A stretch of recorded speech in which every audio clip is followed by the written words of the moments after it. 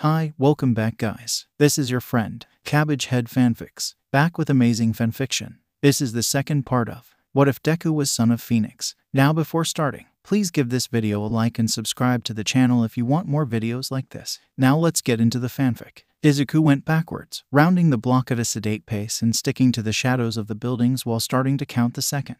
The sky was darker and the civilians scarcer, so it was easier than he'd expected to pick out Maruta showing off some gadgets to a pair of teenagers. He looked away and didn't bother worrying about being spotted. He was headed behind a different building and then going up. If it were a little darker, he would have decided on the alleys instead, since those had the potential for more nooks and crannies to hide in. But Izuku didn't want to draw attention from civilians, and even as flat as most of the roofs were, there were ways to hide off of the street. He could shelter himself next to one of the low walls most of the buildings had, but that would greatly limit his visibility. It was possible Shinsu would leap onto the roof from one of the other three sides and spot him immediately. And Izuku was more likely to accidentally fling himself off the roof than safely run away before he could get within 5 feet. And while some of the rooftops had air conditioning units or other structures, those had been among the first places Izuku checked and would likely be places Shinsu checked as well. But Izuku did have a decent knowledge of where the district ended in this direction.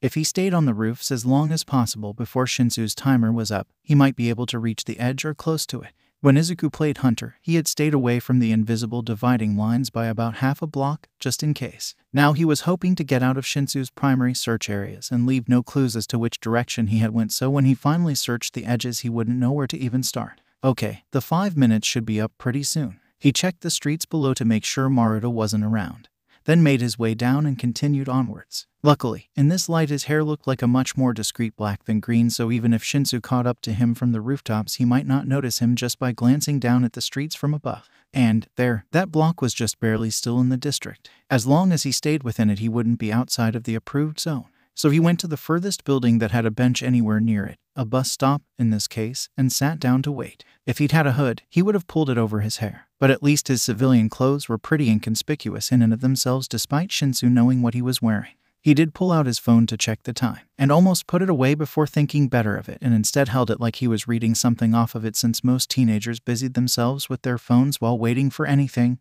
Izuku included. He scrolled through it idly for a few minutes until his paranoia got the better of him. He'd been careful not to move his head too much, but it was nerve-wracking having no idea if Shinsu was in the area or not, so he switched to the camera app and put it in reverse so he could at least see the rooftops behind him. Not the best angle, especially with the presence of the bus stops sheltering plastic, but the more movement Izuku made the more likely he would draw attention. Civilians would assume he was playing a game on the phone if he tilted it every which way, but any attention from Shinsu could result in recognition and capture. Time ticked by, past the halfway mark. Izuku grew increasingly more nervous, since his schoolmate would soon catch on that he's staying in one place due to the lack of information Maruta could provide, and that would lead to more in-depth scrutiny and even strategized patrolling. If only Izuku could apply his magic more efficiently in tracking or detecting. He could have crafted a talisman or sigil to track Shinsu if he was aware of the exercises beforehand. But he wanted to be able to pass such an ability off as part of his telekinesis, so he would need to approach the problem as if he only had his telekinesis at his disposal. Not to mention that talismans and sigils would have to be placed on the object or person they were affecting. He could send out a pulse of telekinesis, as in, cast his detection spell, but he wouldn't be able to tell anything apart, so that idea was completely useless. His phone vibrated and he habitually glanced down at it. Aizawa-sensei, time's up. Well yeah, Izuku's 5 minutes of a head start ended forever. Wait, sorry, what? He looked around, as if he'd missed somebody sneaking up on him. Shinsu was nowhere in sight. His phone's clock stated the exact time the round would be over. His strategy actually worked. Apparently so. Aizawa, Shinsu, and Maruta awaited him when he returned to the police station. And then their teacher was brusquely giving both of them efficiency tips for urban tracking and camouflage and comparing that to their individual performances. Both boys nodded along eagerly. All seemed well, and then Aizawa made them do the exercise for 2 more hours. Ugh. Izuku was so tired by the time it ended that when they returned to Oakenhaunt he conked out in bed before he could change into more comfortable clothes. Breakfast was at 9 a.m. the next day, and quirkless combat lessons began at 10. Then a lunch break of an hour followed by quirk improvement training until well into the afternoon. Yasutomi and Maruta jointly bombarded them with tech demos, such as popular equipment and the typical digital systems they would be working with. Until everything finally calmed down at 4 p.m. the urban exercise would start again at 6 p.m. Izuku followed Shinsu up the ladder to relax in the cafe with the cats and message his friends. Tokoyami plus loyal burb minion. Tokoyami, why? Izuku, Tokoyami. Picture of Hawk's sidekicks craning their heads up to a dot in the sky. Tokoyami. Picture of Hawks handing a criminal to the police, a distance away from the camera holder and his sidekicks catching their breath. Tokoyami. Picture probably taken by dark shadow of Tokoyami wildly flailing his feet and a terrified expression on his face as he is carried in the air by Hawks. Tokoyami, help. Izuku, Tokoyami, my lord. Do not worry, everything's fine. Fumi's just joking around. Tokoyami, Tokoyami, all is well. Izuku, Tokoyami. Izuku, you okay? Izuku, if you die you better come haunt me or SMTG. This is Ochako's chat now. Iravati, Ida, Izuku, Tokoyami. Iravati, check out the bentos the kiosk sells. I get complimentaries. Picture of a bento box, the food inside painstakingly cut and arranged into 3 all mites. Izuku, Kifia. Izuku, Chibi all mites. They are so cute. Iravati, picture of the same bento box. One of the all mites is missing its head and another has visible bite marks where its arm should be. Izuku, why IKEs don't show me that, how could you? Iravati, nom nom. Izuku, XX. Iravati, LOL, hey Ida, what did you eat for lunch? Any snack stations, plans for dinner? Just TXT back when you have time. Iravati, Mido, send me more cute cat pictures or y'all regret it. Izuku did his best to muffle his laughter as he aimed his phone once again at the cafe's current resident. There was a gorgeous heterochromatic Turkish Angora practically posing for him at the top of a cat tree that he hadn't gotten pictures of earlier because it had claimed Shinsu's lap, so he took judicious photos of it. The humor faded, though, as he sent the pictures and noted Ida hadn't replied to any of their texts the past few days aside from some simple yes or no answers. Like he'd been drenched in cold water, a flood of somberness hit him. Izuku couldn't stop thinking back to the look in his friend's eyes at the train station when they parted ways for their internships. It was something he was very familiar with. A cold gaze that wished for retribution and cared nothing about what it had to tear to shreds to satisfy that desire, even if that something was itself. He'd never, ever seen a human wear that expression. Ada was in Hou-ou, the same city the hero killer, Stain, had permanently injured his older brother that he looked up to so much. It was a deliberate choice on Ida's part and said a lot about his classmates' current mindset. And here Izuku was, laughing with Tokoyami and Uraraka, distracting himself with the exhilaration of Aizawa's tough but rewarding internship. Almost 2 days in and he'd been focusing more on making Shinsu his friend than making progress in helping the one he already had. Stop relying on Uraraka to prod his shell, he told himself. You're his friend too. Tenya, Ida. Izuku, hey, are you doing okay? Izuku, I just want to reiterate what we told you at the station. We're your friends, and we're here for you. I know why you chose Hou-ou for your internship, and Izuku, well, I trust you. I just want you to take care of yourself. Take care of yourself first before anything else. Anger, rage, worry, grief, whatever you're feeling, your well-being comes first, not your emotions. Please keep that in mind. Tenya, Ida is typing. Tenya, Ida, I'm fine. Izuku, you don't have to be. The next text Ida sent wasn't that day, or even the next morning. It was sent Wednesday evening, as a train carrying an underground pro hero and 2 of his students raced towards Hou-ou City. It was sent right before a little brother ignored instructions in order to avenge his personal hero. It was sent as a promise. Tenya, Ada, yes, I do, and I will be, soon. Izuku reluctantly ended his Nico interlude to head back down and change clothes again. This time he pocketed the beanie his mom had stuffed into his backpack as a precaution. It would help hide his hair, and as long as Shinsu didn't know he had it, would also help break up Izuku's known appearance. When they met in the cafe, it was evident Shinsu had a similar idea, since he now wore a hoodie. Aizawa waited for one of them to volunteer. Izuku, this time, and then started the timer. The rules were exactly the same. Maruta was helping out again, although he refused to help Izuku hide with the reasonable excuse that he was meant to portray a normal law-abiding citizen rather than a neutral lookout. Maybe that varied from clone to clone, but Izuku had decided not to risk it from then on. The rounds seemed to irrationally move both more quickly and slowly than those the day before. First, because he'd gotten used to the way the exercise worked. And second, because during the 4 rounds, not a single time did either of the boys get captured, resulting in pretty much a solid 4 hours of the exercise. There was one moment where Shinsu had almost caught Izuku, but the timer ran out before he could get close enough. Izuku was a little disappointed he hadn't managed to catch Shinsu at all, but it did make sense. Now that they were both used to the game, the hiders had a clear advantage due to the large area of space that needed to be covered, and for half the time it was dark enough out that they both had trouble seeing. But when they met up with Aizawa for the last time, he made it clear that there was no winning or losing the game, and it was a measure of their methods and strategies for both seeking and hiding. Izuku had seen their teacher on the rooftops once, watching him as he was seeking out Shinsu, but Aizawa was clearly a master of stealth when he wanted to be because he didn't see him again after that. Are we doing this every night? Shinsu asked as they walked a few buildings away from the police station to the maintenance tunnel linked to Okanhan. Not tomorrow, Aizawa said, but Thursday and Friday, yes. It won't be exactly the same, either, he added ominously. What's happening tomorrow? Field trip. There's no Spotlight Hero agency in this sector, but you're going to need to know what it's like when undergrounders and spotlighters cooperate on a case. There's an active case going on in Hou-ou, which I'm sure you two have heard about, that will be perfect for understanding police involvement as well. You'll both be under strict instructions during the outing, so make sure you're listening when I tell you the rules tomorrow. All right, Izuku stammered as Shinsu nodded his head. They would be in Hou-ou. Apparently, there weren't many concerns over Stain and the internships colliding considering Ida was allowed to intern at Manuel's agency. But Izuku couldn't help but wonder why Aizawa was seemingly going out of his way to bring them to Hou-ou. Was it really just for the internship or did he have an ulterior motive? Maybe he would check on Ida while they were there. Aizawa was ... he was a good teacher. It felt like something he would do. Manuel's agency was just as humble as the hero himself. One building nestled away amongst the others near the middle of Hou-ou for prime response times. It was professional nonetheless. And the two interns were made to wear guest badges so they could enter the second floor. Aizawa-sensei, apparently, was recognizable enough to the employees to move freely about the building. Or maybe it was that his hero license served as a guest pass. Normally we'd ask to confiscate your phones, too, but as hero students we trust you to be professional and keep them put away, one of the police officers present was telling them. Automatically, Izuku's hand went to his costume's pocket. His phone had buzzed right as their train pulled into Hou-ou, and he hadn't had the chance to check it yet. From this point on, I shouldn't see you on your phones in this building unless there's an emergency, Aizawa added. His hair rose up as he turned to side-eye his interns with a quirked glare, and Izuku hastily removed his hand before it could be spotted. So much for sneaking a peek while he had a chance. There was no getting past Aizawa's sharp eyes. Well, if it was important then he would have gotten a phone call. As the group of police and heroes walked to their designated conference room, Izuku instead asked a sidekick on his right, "Excuse me, my friend Ida happens to be interning here. I was wondering if I would have a chance to surprise him."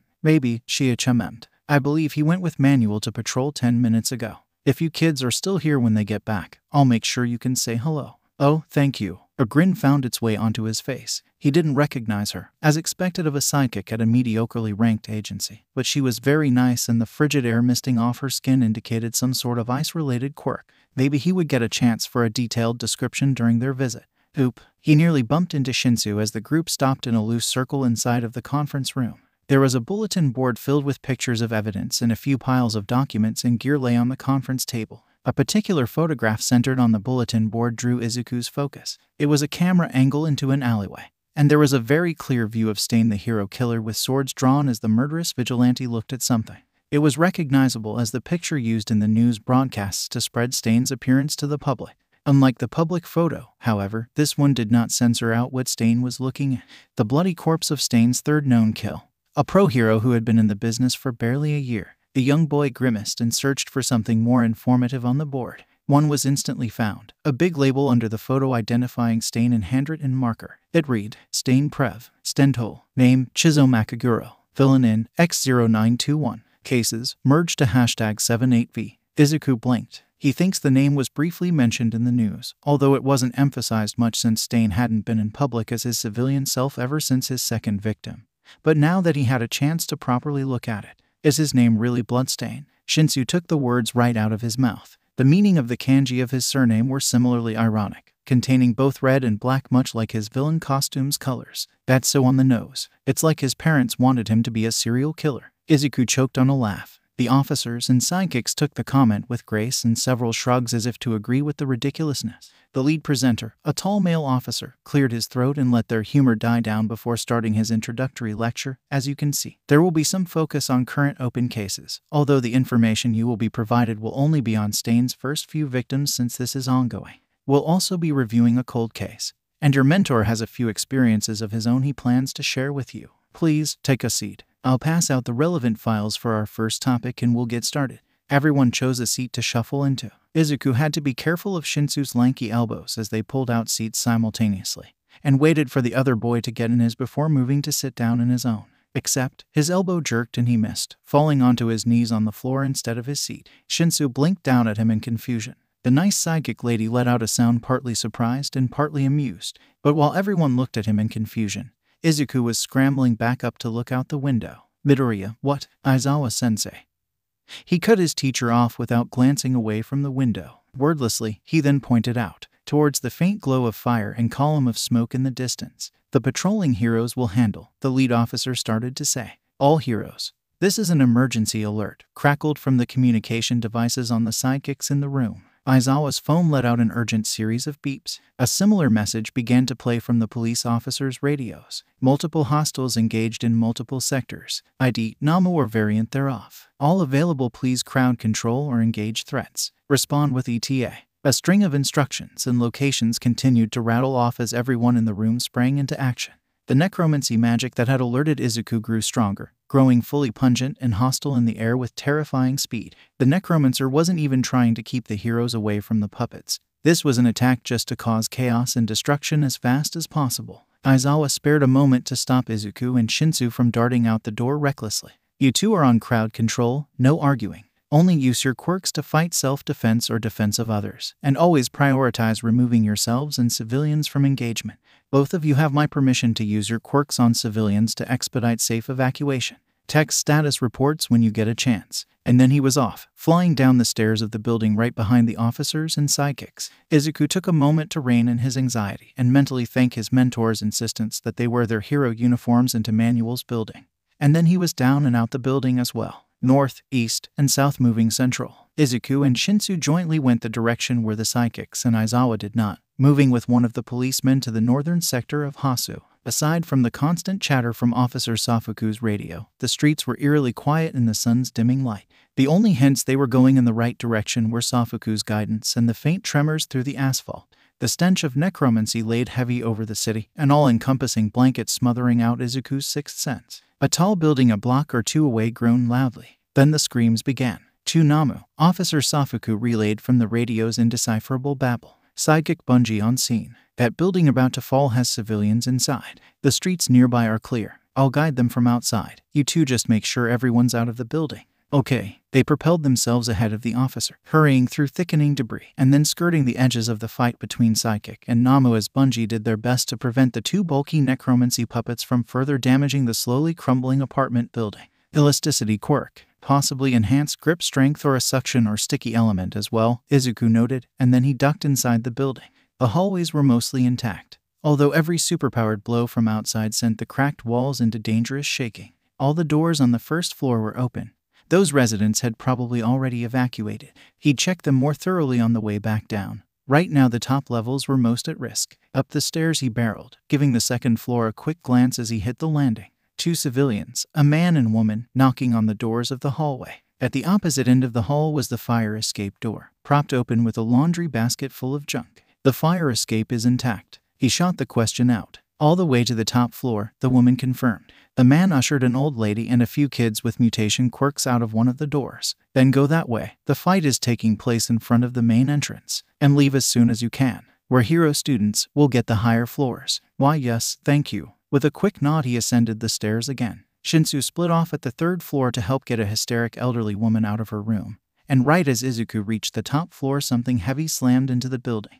Dust flew out of the ceiling in clouds and Izuku lost his footing enough to send him sprawling against a wall. There was a shrill scream and the cacophony of twisting metal as some part of the building fell away. As soon as he gained his bearings he looked up. A large crack ran through the ceiling, just barely narrow enough not to let light in. Mortar and drywall crumbled away from the fire escape's wall, and something heavy and animalistic thumped above their heads. One of the civilians bravely peered out the askew fire escape door and looked back at the growing crowd with a pale face. The fire escape fell down. She yelled, a screech, and the presence was forcefully dragged off the roof, leaving gaping claw marks in the ceiling that Izuku had to lower debris gently from. These stairs are still good, Izuku said after a quick double check, and barely refrained himself from yelling out hurry. That was how you started stampedes. When you get to the ground floor, don't rush out the door. We need to check to see where the fight is. As they filed towards the stairs, Izuku scoured the apartments behind them, double-checking that everyone was out, before joining them again. To his relief, despite all the visible fear, they all maintained enough composure to avoid shoving each other aside. At the bottom of the stairs he could see Shinsu's purple hair next to a mop of gray that was probably the senior who'd needed brainwashing to calm down. And then both of them disappeared into the ground floor. The building rumbled again as Izuku squirmed through the crowd to double-check the third floor. He peeked out the emergency exit door as well, looking down into the alley to see if anyone had been injured by its fall. There are no civilians near or still on the fire escape, which had wedged itself at an angle between this building and the next one. At the end of the alley he could see Officer Safuku guiding the trickle of evacuees deeper into the alleyways. So the fight had moved back to the front. CSSSSKKK. Well, he barely caught himself in time to avoid falling straight out of the building as it lurched forward and an ear-splitting crash echoed from right behind him. He recovered and turned around so fast that debris was still spraying from the impact, battering his hero costume and tearing a thin scratch along his cheek. The pale purple necromancy puppet cocked its crocodile-like head towards him, eyes rolling haphazardly in his direction. Under its spindly talons, psychic Bungie was sweating and winded, but his extraordinarily long arms were still twisted around the Namu's limbs and squeezing like a boa constrictor. In the stairwell, a toddler being carried by his mother had dropped his jaw wide open in an expression that would have been comical under any other circumstances. The few remaining civilians at this floor's landing stood similarly frozen. For a moment it was like time had frozen. No one dared move, lest they attract the Namu's attention. And then, heedless of the psychic still attached to it, the puppet threw its upper body towards Izuku, opening its jaw to loll its tongue out in a rabid fashion. The magically blooded boy reflexively leapt to press himself against the side of the hallway, only for the Namu to fall short of its target due to Bungie's restrictive grip. Izuku didn't waste the moment, sprinting past the entangled duo and freshly fallen chunks of ceiling to place himself as a shield in front of the civilian. His movement spurred them out of their shock and they hurried to catch up with the rest of the group. The Namu thrashed and rolled over onto its back, its eyes finding Izuku's again even as it struggled under Bungie's grip. The boy quickly went down the stairs. The second floor was clear as well and Shinsu cleared the ground floor as Izuku hustled the civilians out. And then they were in the alleys helping Safuku escort the large group to a safe house. One of the incomplete ones found everywhere meant for villain attacks before the funding had been cut because there weren't enough wide-scale attacks to warrant it. It wasn't much, but it would do for now. They had barely gotten the crowd settled in and moderately calmer before the police officer approached them with more directives. One of the creatures strayed from the fight. "It's over here now," he pointed out the location on their navigation. "And there's no backup coming for Bungie, so one of you should return to evacuate the streets and any other buildings in their combat zone. Split up." Izuku frowned. Honestly, he felt a little out of his depth here. The evacuation had gone as well as it could, but he doubted they would be so lucky in the future. It was comforting to have a familiar face working with him. "Not much choice," Shinsu mumbled. "No backup means everyone's spread thin." He made a thoughtful noise. "Midori, you're faster than me. You should clear people out of the stray's way. If we're lucky, Bungie will secure his Namu permanently anyways. I might end up joining you." "Right, okay. No wasting any more time." He nodded at Officer Safuku and left to locate the stray Namu, Shinsu following behind him for a little while before splitting off for Bungie's fight. Safuku stayed to keep an eye on the safe house, even if he hadn't had the stray's last known location marked on his phone. It wasn't hard for Izuku to notice the trail of destruction it left behind. He helped civilians harmed or frightened by its passing, directing them into the sturdiest nearby buildings and providing quick first aid. For the most part, though, the Namu's destruction was light. The main difficulty was its high mobility. It apparently had strong climbing prowess and enhanced jumps, which explained the dents it left behind on apartment exteriors rather than the streets themselves. Izuku would have been traversing the rooftops to get a clear view of it if not for the civilians injured by the falling concrete or its sporadic attacks. Although, speaking of, there weren't any in need of help visible on this street. He'd seen the dark splotch of Namu against the night sky just a little bit ago, nearly soaring through the air about a mile or two away. Maybe he'd be able to catch up to it now if he cut over the buildings. He wasn't supposed to engage, but he could at least prevent any more civilian injuries. A flash of light briefly sparked in the distance where he'd seen the necromancy puppet and then, as if the universe had agreed with his plan and decided to give him further incentive, a column of bright orange fire erupted, its dull roar rolling over the distance between them like thunder. Did the Namu do that? Okay, yes, catching up to the Namu took priority now. He cut into an alley, scouring the sides of the buildings for a fire escape as he navigated the back streets in the direction of the constant bursts of flame drowning out the starry sky. There, that side path on his right, had a fire escape. ... A dull gleam of silvery white, a lump of something near the other end, and a figure with red cloth dangling from the disguise on their head disappearing around the corner. Stain. His target, a pro hero. And that bloodstained armor was. Any thread of composure he'd managed to hold onto during the evening was snatched from his grip in an instant. "Ida," he screeched, stumbling forward to kneel at his friend's side. The crimson shadow of the hero killer was instantly deprioritized as he hyper-focused on the crumpled boy at his feet. A gash on the back of the head. His armor was scuffed in pink and red from blood that pooled on the ground, but the source wasn't his neck. As far as he could tell, the most life-threatening wound was hidden by his armor. He needed to get it off to see where Stain had struck him, but it was bulky and he didn't know how it all locked together, so he forewent caution and hardened his hands into jagged talons, plunging them into the crevices of the plating and ripping it apart with all his strength. He pulled it off of Ida as soon as possible and tilted him as he searched for the injury. Ribs, left side, angled up towards the heart. Izuku didn't waste any more time, clamping his hands down on the wound and surging magic into the skin. Ida lay completely motionless underneath him. If it weren't for the pushback against his invading magic, Izuku would have feared the worst. Then he twitched. For a second Izuku smiled, certain this was proof that his healing was helping, and the next, all optimism vanished as Ida started to spasm, blood pouring out with renewed vigor under the movement and causing Izuku's hands to slip. No.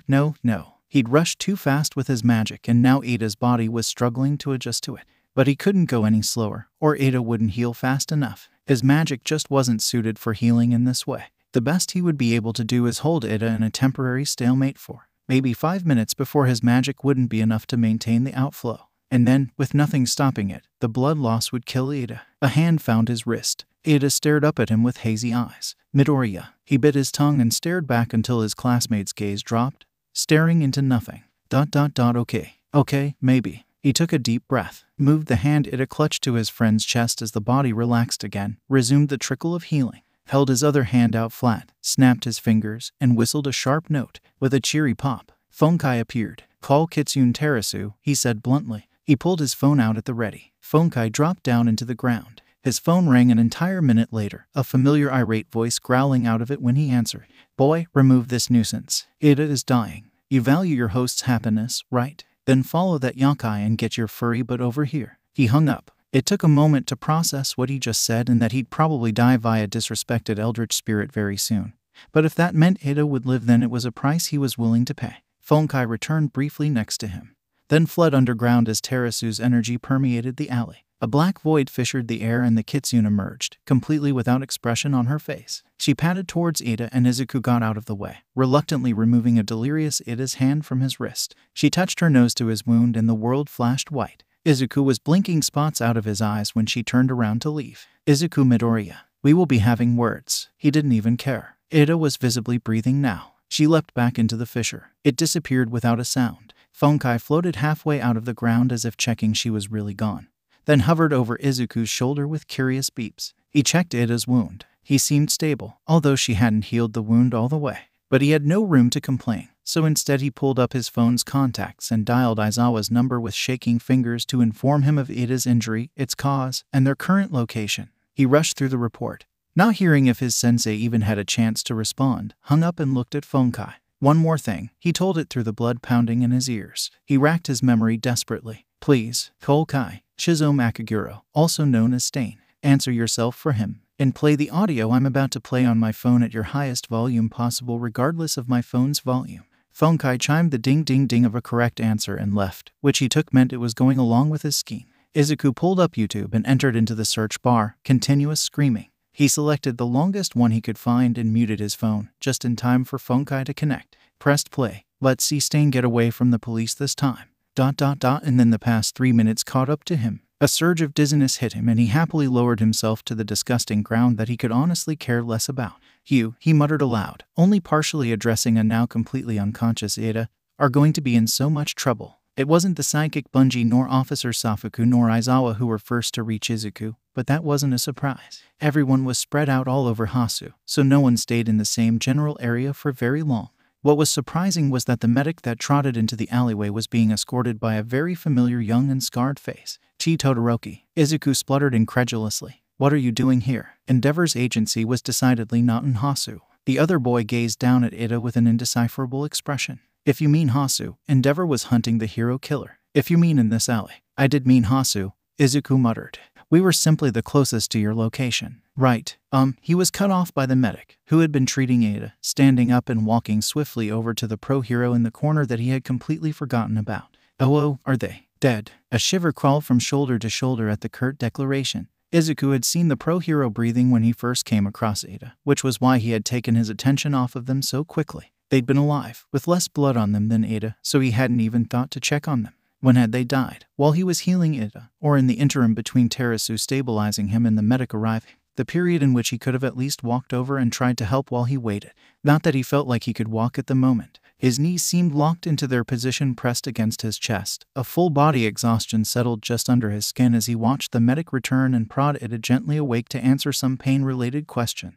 Todoroki scanned the sky, and then outside the alley for a few moments before looking at Izuku again. His stoic expression didn't falter, and he held out a hand in an offer to help the green-haired boy stand. He took it, sliding up along the wall as his support and settling there awkwardly, quivering knees partially bent and with his body pressed against the concrete. "Lean on me," Todoroki suggested. Unimpressed, "An ambulance will be here soon for you both." Izuku didn't want to be standing up at all, but yeah, he should probably at least move out of the way. So he let himself be manhandled into hanging off of the shoulder of Todoroki's fireside, which was pleasantly warm. "MMMK. I just need a moment though. Can still help out." "Young man," the medic began in the tone of a disappointed parent, "you're clearly too tired to be in the field. You have quirk exhaustion, at the very least. You're done for the night." They started stitching one of Ada's wounds, which Izuku watched in morbid fascination. He couldn't think of a defense other than "I don't have a quirk, therefore I don't have quirk exhaustion," so he remained silent.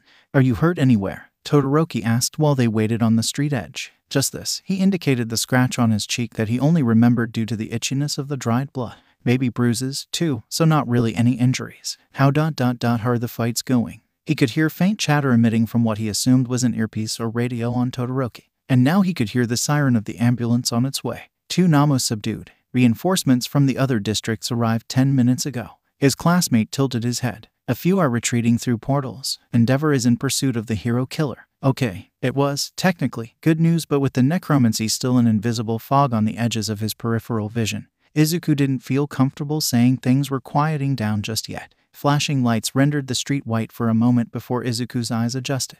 The ambulance rolled to a stop in front of them, the paramedics working with practiced ease to pull Ada carefully onto a gurney. The bluish-costumed hero manual popped up from seemingly nowhere as this happened, acknowledging the conscious hero students with a nod before conferring with the original on-site medic regarding Ada's condition. He faltered when he looked further down the alley, where the other pro's body lay, then grimly continued. "Any injuries?" One of the other paramedics came up to Izuku and Todoroki.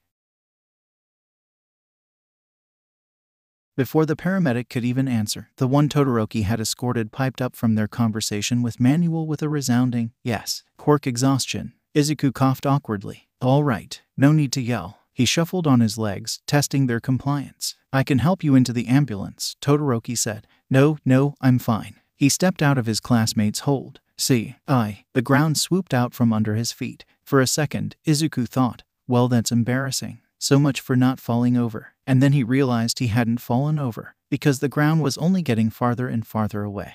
Todoroki's startled expression was morphing into a narrow-eyed glare in slow motion. A large winged shadow cast itself upon the road, and 2 sets of thick knives had burrowed into each of his shoulders. A spear of ice shot up, clipping the Namu in one of its wings, but the undead creature flapped onwards, swaying him back and forth wildly as more pillars sprung up in chase of them. Izuku tried to twist his torso to loosen himself before they could get too high, but the Namu's talons only pierced him deeper as they tightened in response. Kicking his legs made him dizzy from the excessive swinging, and he nearly got bludgeoned by one of Todoroki's ice pillars anyways. The ice pillars started falling short once they ascended past the rooftops. As much as Todoroki had raced to keep up with the Namu, the physical attacks weren't having much effect.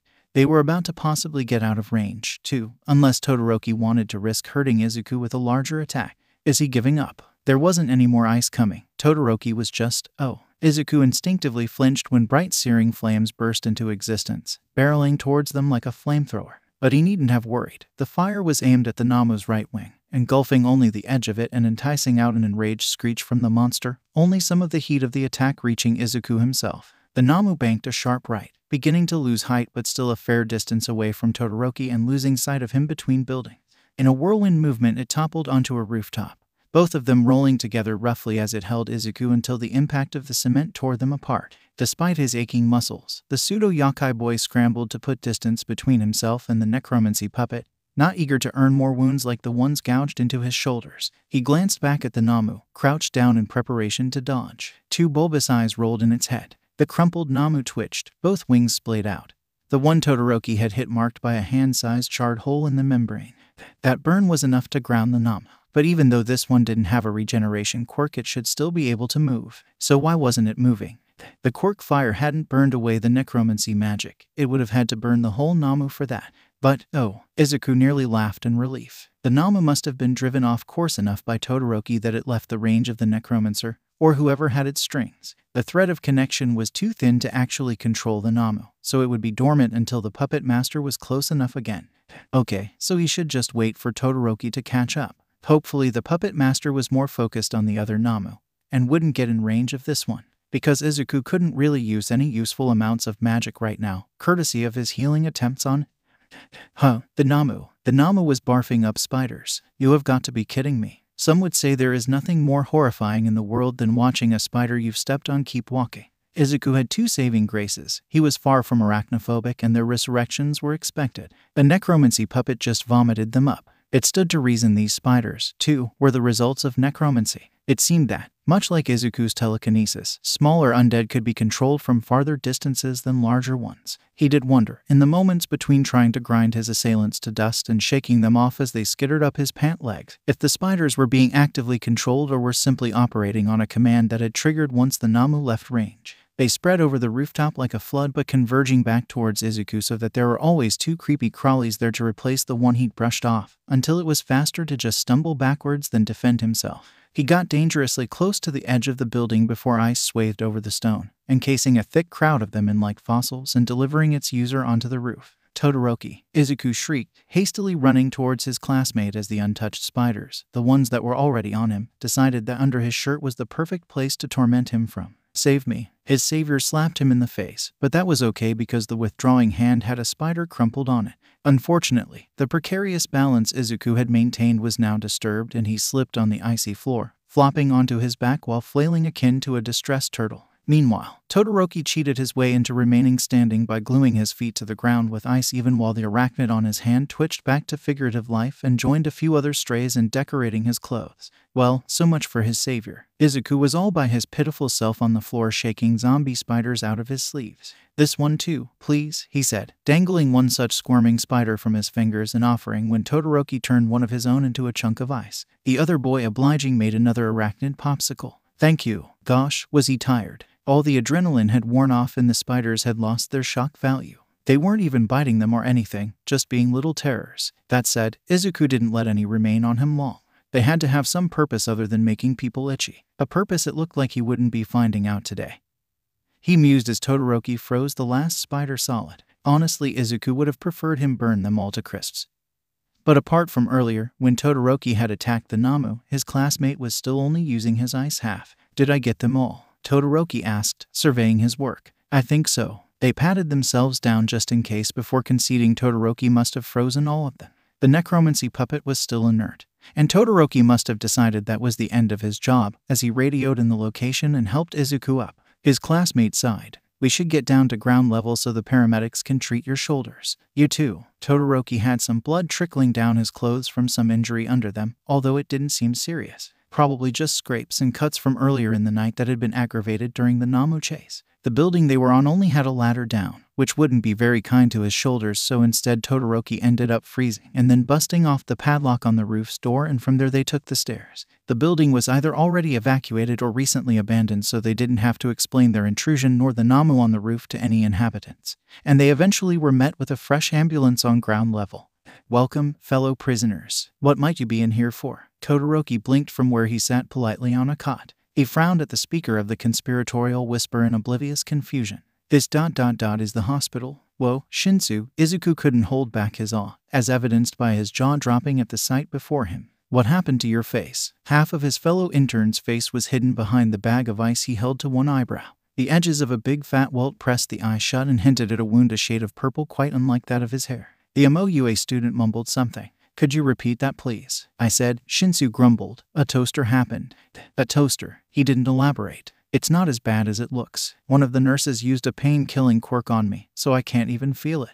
But what happened to your shoulders? Izuku had been forced into a hospital bed with no shirt and a mass of bandages looking like shoulder pads plastered on the injuries in question. Compared to him, Todoroki looked virtually unharmed, and Izuku felt silly being the only one not allowed to wear a shirt. Anamu tried to fly off with me. Had some huge claws, so it did fly off with you, Todoroki pointed out. I meant, like, it tried to kidnap me or something. Through flying, which you prevented, so thank you. You're welcome. Sounds like you had quite the adventure, Shinsu mused. I'm sure it wasn't as interesting as your toaster encounter. Nice try, but the full story will never see the light of day. Someone knocked thrice on the door to their hospital room. Come in. All the hospital staff gave barely a tap or two before walking in, so who is this going to be? Of course, a policeman that Izuku recognized as the one who'd been in charge of the stain presentation that evening, and a man with a dog's head dressed in sharp clothing walked in. The latter was the first to speak. He cleared his throat with a noise that sounded suspiciously like a woof before he spoke. Hero students, I am the chief of police in this district, Kenji Tsuragami. It is to my understanding that Midoriya here came upon young Ida's encounter with the villain Stain.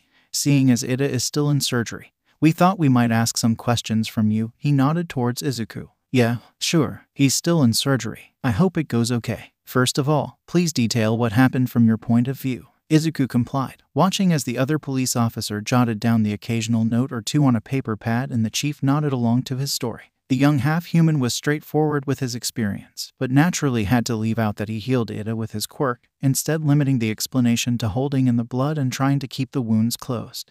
So you barely got a glimpse of the hero killer, the chief mused. So you couldn't have gotten a clue to what his quirk is. And there was no one else in the alley besides you, Ida, native, and temporarily the hero killer. No sir, Izuku confirmed with a shake of the head. The two police seemed weirdly troubled. Had he said something wrong? Is there a reason you think there might have been anyone else? Oh, Terasu had been there, and Funkai as well, but he hadn't even considered them when answering the question. Not like he could explain them, either, so Izuku didn't let this proof of his disjointed recollection show on his face. The two police glanced at each other again, and the one who Izuku wasn't sure he ever learned the name of told him, we're not certain. But I think you'll be glad to know that Stain was apprehended not long after your encounter. Wait, really? Izuku almost slapped a hand over his pocket, where his phone hid. Was the video still playing? Was Funkai hovering beside Stain in a cramped jail cell with the fine opera of screaming echoing off the walls? He chomped down on his tongue to stop a laugh from escaping. That's good. The officer nodded, mouth twitching up into a smile and gaze far away like he was recalling a fond memory, before sobering into a more professional expression.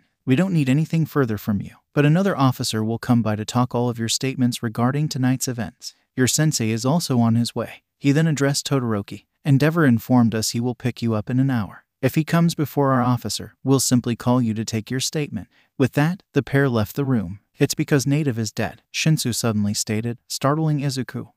That must be why they think there was someone else. It doesn't fit Stain's pattern that Native died. How? There was a hand out. I managed to read that much before the alarms went off, Shinsu explained. The hero killer's first victim in an area is always killed. The next two are merely paralyzed. Todoroki nodded in agreement. They believe it has to do with his true hero beliefs. So the first is a warning, Izuku realized, and the next two are punished, but still alive to suffer and potentially change their ways, but never able to serve as heroes again. Your classmate ... He wasn't a target, so however Stain decided to deal with him was probably made on the spot, and the police would have attributed it to that. But something is off about Native dying. Shinsu sighed, and he rested the hand holding the ice on the blanket of his hospital bed. Maybe Aizawa-sensei could give us some insight. I hope so. Izuku grimaced as a possibility occurred to him. The internships won't be affected by all this, right? Why would... Shinsu's gaze soured. Right, the USJ. In unison, the two slouched in despair. It lasted all of 2 seconds. Wanna distract ourselves with funny cat videos? Heck yeah. On the computer screen of Chief Kenji Tsuragami. Stain case file. 11 items within. Edited 05/29/2236. Folder reports. 5 items within. Hasu incident reports. Intake report. Stain X0921. Stain activity during Hasu Namu assault R0921-19. Pro Hero Native. Homicide. R0921-18. Pro Hero Ingenium. GBH R0921-17.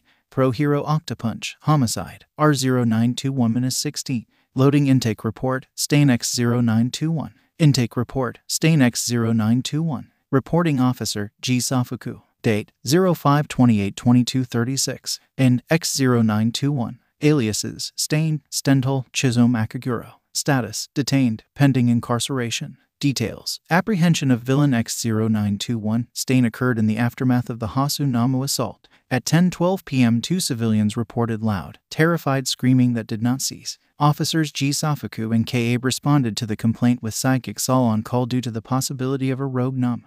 Upon arrival, we were able to locate the offending noise, which in fact originated from the personal space of Stain.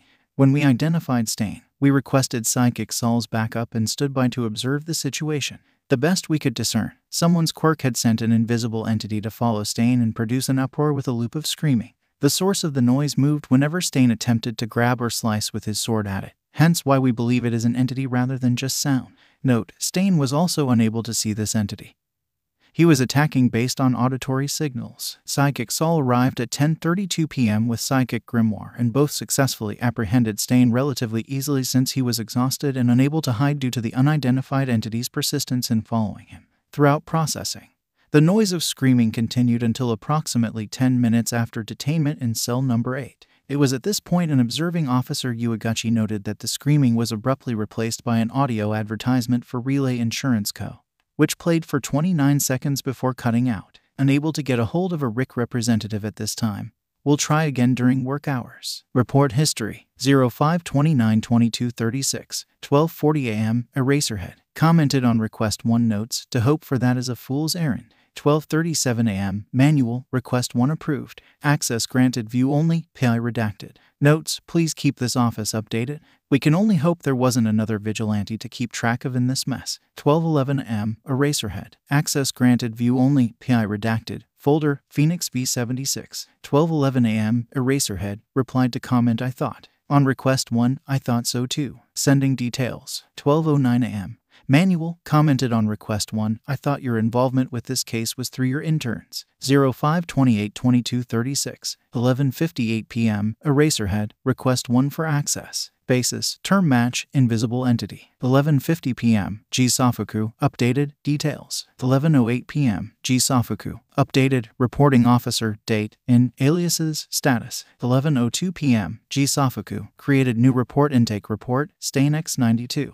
Correspondence log 06042236 from Kate Surigami at hpd.gov to Sizawa at ua.edu. Subject: forward X0921 update. Eraserhead. I sent this to your Hero Public Safety Commission email 3 days ago. Forwarding now in case it was sent to spam. Again, please respond at your earliest convenience. Thanks, Chief Kenji Tsurigami, Hasu Police Department. Begin forwarded message from Kate Surigami at hpd.gov to Eraserhead at hpsc.pro.gov. Subject: X0921 update. Eraserhead. It has come to my attention that your forensics regarding the Vigilante Phoenix's possible involvement in Stain's detainment have finished processing. Could I trouble you for what conclusions can be drawn from them? Please respond at your earliest convenience. Thank you, Chief Kenji Tsurigami, Hasu Police Department.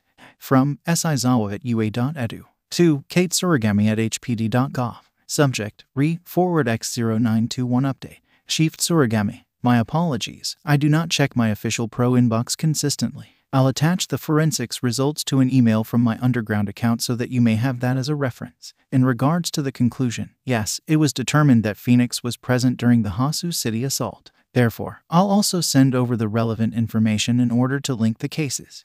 From Kate Surigami at hpd.gov to Sizawa at ua.edu. Subject: forward X0921 update. I have received the information, thank you. However, could you clarify that I am interpreting this correctly? Is this report truly indicating that the cause of the noises accosting Stain was not a quirk nor a machine?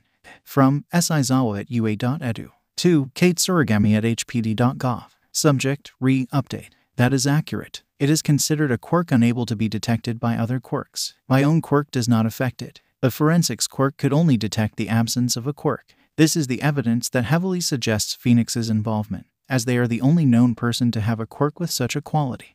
From Kate Surigami at hpd.gov to Sizawa at ua.edu. Subject: update. The details regarding Phoenix's quirk do not correlate. How can all these effects be part of the same quirk? List of quirk. From Sizawa at ua.edu to Kate Surigami at hpd.gov. Subject: Phoenix's quirk. They might not be. Forensics Namu. PDF. From Kate Surigami at hpd.gov. 2. Sizawa at ua.edu. Subject, Phoenix's quirk. I see. Would you mind coming into the office to discuss this further?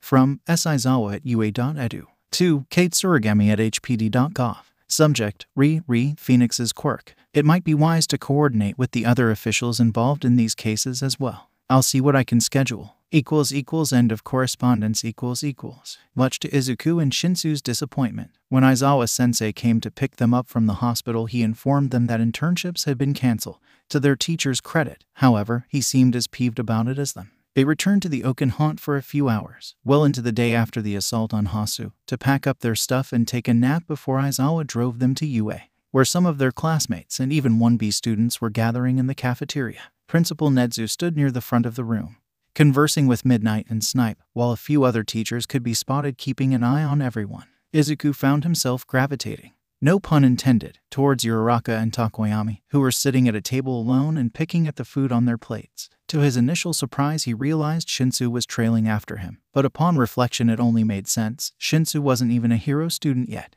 Izuku was basically the only person in this room he was familiar with. Hey Midori. Uraraka's bright smile contrasted with the nervous energy in the cafeteria. Dark shadow, popping up from under Tokoyami's hero outfit, matched her energy with an exuberant greeting of his own. Izuku waved at them and sat down next to Tokoyami without so much as glancing at the cafeteria line. He wasn't feeling very hungry right now, even though he hadn't eaten anything since the hospital food in the early hours of that day. Shinsu hovered. Izuku yanked him onto the bench to sit next to him. Are you guys okay? The brunette asked in concern. I heard about what happened. Do you know how Ada's doing? Izuku shook his head. All I know is that he's out of surgery and stable. Aizawa-sensei told me to ask him again after Nedzu's announcements. All four of them glanced at the principal, who is still occupied coordinating with the school staff. Aizawa had left already, probably to follow up with the police on the Hasu incident. Uraraka sighed. It could be a few more hours until the rest of the interns get here. Nothing we can do but wait, Izuku said with a shrug. Dark Shadow drawled, revealing something within his claws with a flourish. We could play Go Fish. Izuku stared. Wait, that's where my Gold Edition All Might playing card set went. Nedzu's announcements went as expected. Internships were cancelled due to UA student involvement during the Hasu incident. Parents or guardians would be picking students up, and if there was no one available to do so, the student in question was permitted to stay in UA. Temporarily, school would resume at the normal date it would be had internships not been interrupted. Yes, Tenya Ida was injured during the attack, and no, Nedzu couldn't give any more details about that. Please ask Aizawa or Ada's family if you are a concerned friend. Izuku saw All Might in skeletal form lurking in one of the cafeteria doors during the announcements. Terasu sat in the hallway, eyes cold and drilling into the half-yokai boy. He looked away. Whatever she wanted to say could wait. When Nedzu finished up, Izuku sought out Aizawa. His teacher had, fortunately, returned and was found talking to Present Mike. The underground hero shooed his coworker away when Izuku approached them, apparently already aware what the boy was there to ask. He was injured badly, Aizawa said in response. You'll have to ask him for the details. You have his phone number, don't you? He's lucid now. If he wants to reply, he'll reply. What I can tell you is that with his injuries it will be a long recovery. It will be a few weeks before he can come back to classes. All right, thank you, Izuku said, and left his teacher alone. He returned to the cafeteria, where he spotted a head of dark green hair pulled into a bun searching the room. Elsewhere, the same hallway as earlier, a kitsune still as a statue remained with her attention on him, despite her human being no longer in sight. Izuku hesitated. I'll talk to her Monday, he decided, and waved to catch his mom's attention. He didn't want to be scolded right now for practically blackmailing Terasu into healing. He just wanted to go home. There you are, Izuku. Inko swept him up in a hug before he could even notice her approach. You need to stop worrying me like this. Sorry. He peered over her shoulder. The fox had vanished, but I can't make any promises. He slept that night, and when he slept, he dreamed. A black void. How silly of him to forget. Terasu wasn't going to wait until Monday. Boy, Izuku flinched as the kitsune's white visage manifested in the darkness. Terasu, I'm sorry. She stalked towards him, as you should be. You made a hasty decision. You asked for something you didn't know the price of. Izuku slowly lowered himself to the ground, sitting so that he could meet the fox eye to eye. Her tone struck him as unusual. It wasn't harsh, or angry, or bitter. You're not being very grumpy today. It was tired. Her voice was tired. Her face, contemplative. Yet she still managed to level him with a look of utter disdain at the implication that she was usually grumpy. He raised his hands in surrender. Name your price. I'll work something out. You're lucky. The price has already been paid. A surge of relief went through him. Oh, really? What was it? Did Dad? Your sire was not involved. She cut him off. Healing demands an immediate price. What you asked of me needed energy, and I had a limited amount of time to find one to draw from. The implication hung in the air. Izuku knew she wouldn't have been able to use his because he'd used up basically all of his magic. Ida was the one dying. So, he gasped, did you have to use all mights? Dead silence. No, you blithering buffoon. Terasu spat, dispelling all tension. He's dead on his feet with that injury of his. There's no spare life in him to heal with. Wait, then who? Oh. Izuku felt something cold sink into his bones. Oh, who else but the only other person in the alley at the time? The pro-hero native, who died when statistics said he shouldn't.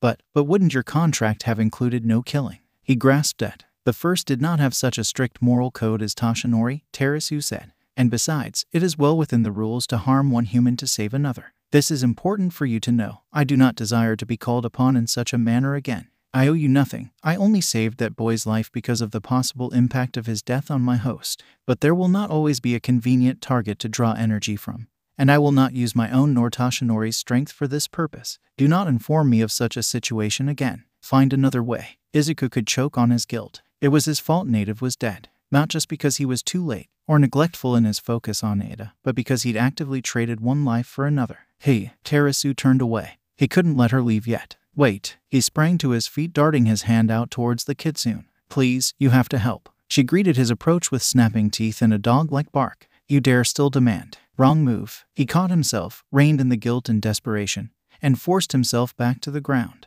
With a deep inhale, he arranged his limbs into the Caesar positioning and bowed from it as best he could. And my apologies. It's just, your healing technique is so much more potent than mine. I can't always reach people in time, but my healing works so poorly on anyone other than myself.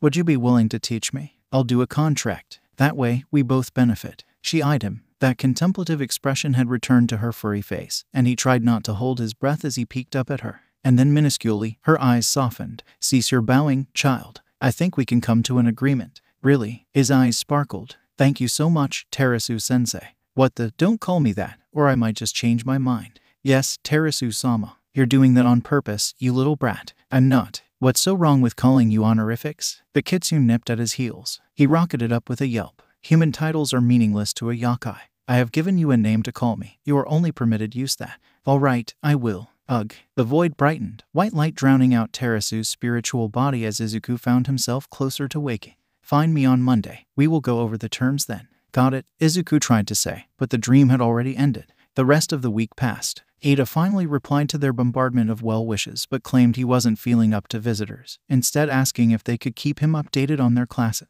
A video was uploaded by one of Stain's fans, dissecting every hero he killed, pointing out their flaws, and overall preaching Stain's values to the world. Monday came with the video a topic of gossip, but the announcement of the time left until final exams quickly replaced it in importance to the students of UA. Izuku snuck away from his friend group at lunch so he could talk to Terasu in private. Where's All Might? The green-haired boy wondered aloud when he found the kitsune alone by the patch of forest within school grounds. He's not over here anywhere, is he? He didn't usually see Terasu so far from the main buildings without her human. In the teacher's lounge. I have enough protections on that room that he won't get into any trouble while we negotiate. Hopefully, she explained, the same way a long-suffering mother would in regards to an accident-prone child.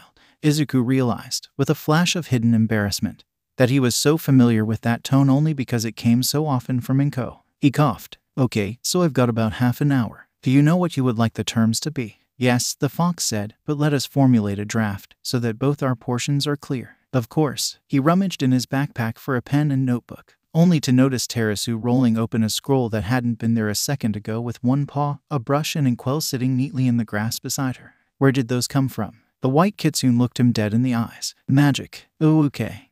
What should be written down first? Your gains. You desire for me to teach you healing magic, correct? For the purposes of a blood-bound contract, we must make the requirements more specific. For example, she looked down at the scroll, and the brush dipped itself into the inkwell before beginning to write her following words down on the scroll. Let this be an exchange of services, property, or other compensation as agreed upon in the following contract. On the part of the kitsune Terasu, any knowledge of healing magic shall be imparted unto the yokai-born Midoriya Izuku. She paused, letting the brush settle back into the inkwell. This is too broad. It does not specify in what manner the knowledge may be imparted, and any knowledge itself is loose terminology.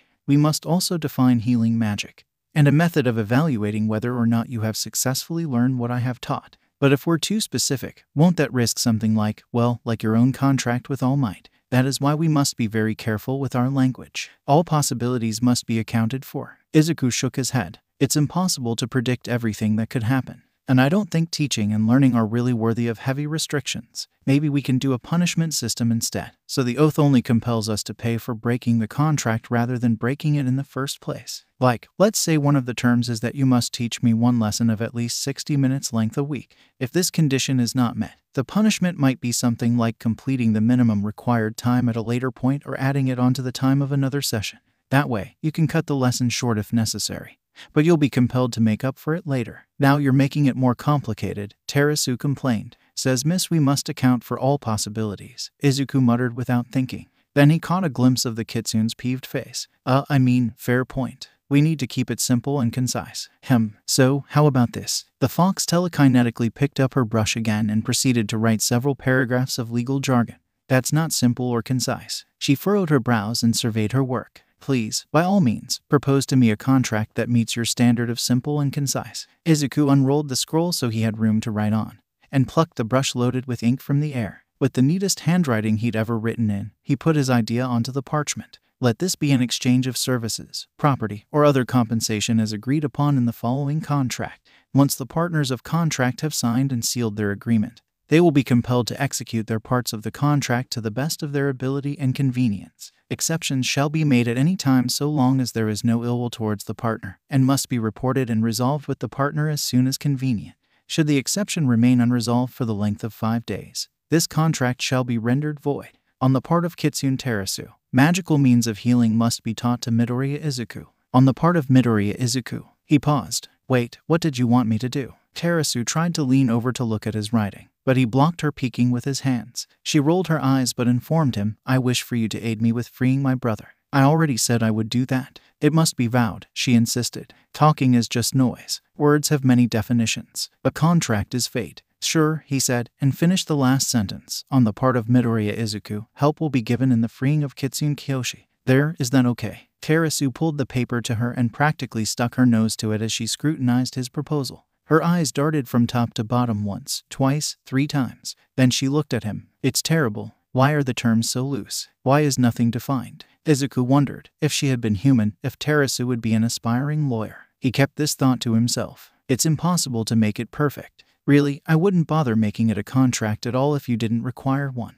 Why? She wrinkled her nose into an expression of confusion. How would you rely on me to fulfill my end of the deal if there's no restriction or punishment? He shrugged, a sad smile tugging at his mouth. I don't need a magic blood oath to force someone to keep their word. I trust you to do what you promised to do. That's all. Trust. I'm not your friend. I don't think friendship and trust have to be a package deal. But putting that aside, I need to head back for class now. Maybe you can look the proposal over some more and meet me here again tomorrow. She didn't say anything in reply and didn't look like she wanted to, so he decided not to linger anymore and headed back to class. The next day, rather quietly, Terasu came up to him and agreed to the deal. Just like that. It left Izuku surprised enough that he visibly stumbled when she decided that the middle of hero basic training was the perfect time to announce such a decision, and his face failed to avoid Ashido's fist. He spent the rest of that class holding a bag of ice to his cheek and waving off the pink-skinned girl's apology.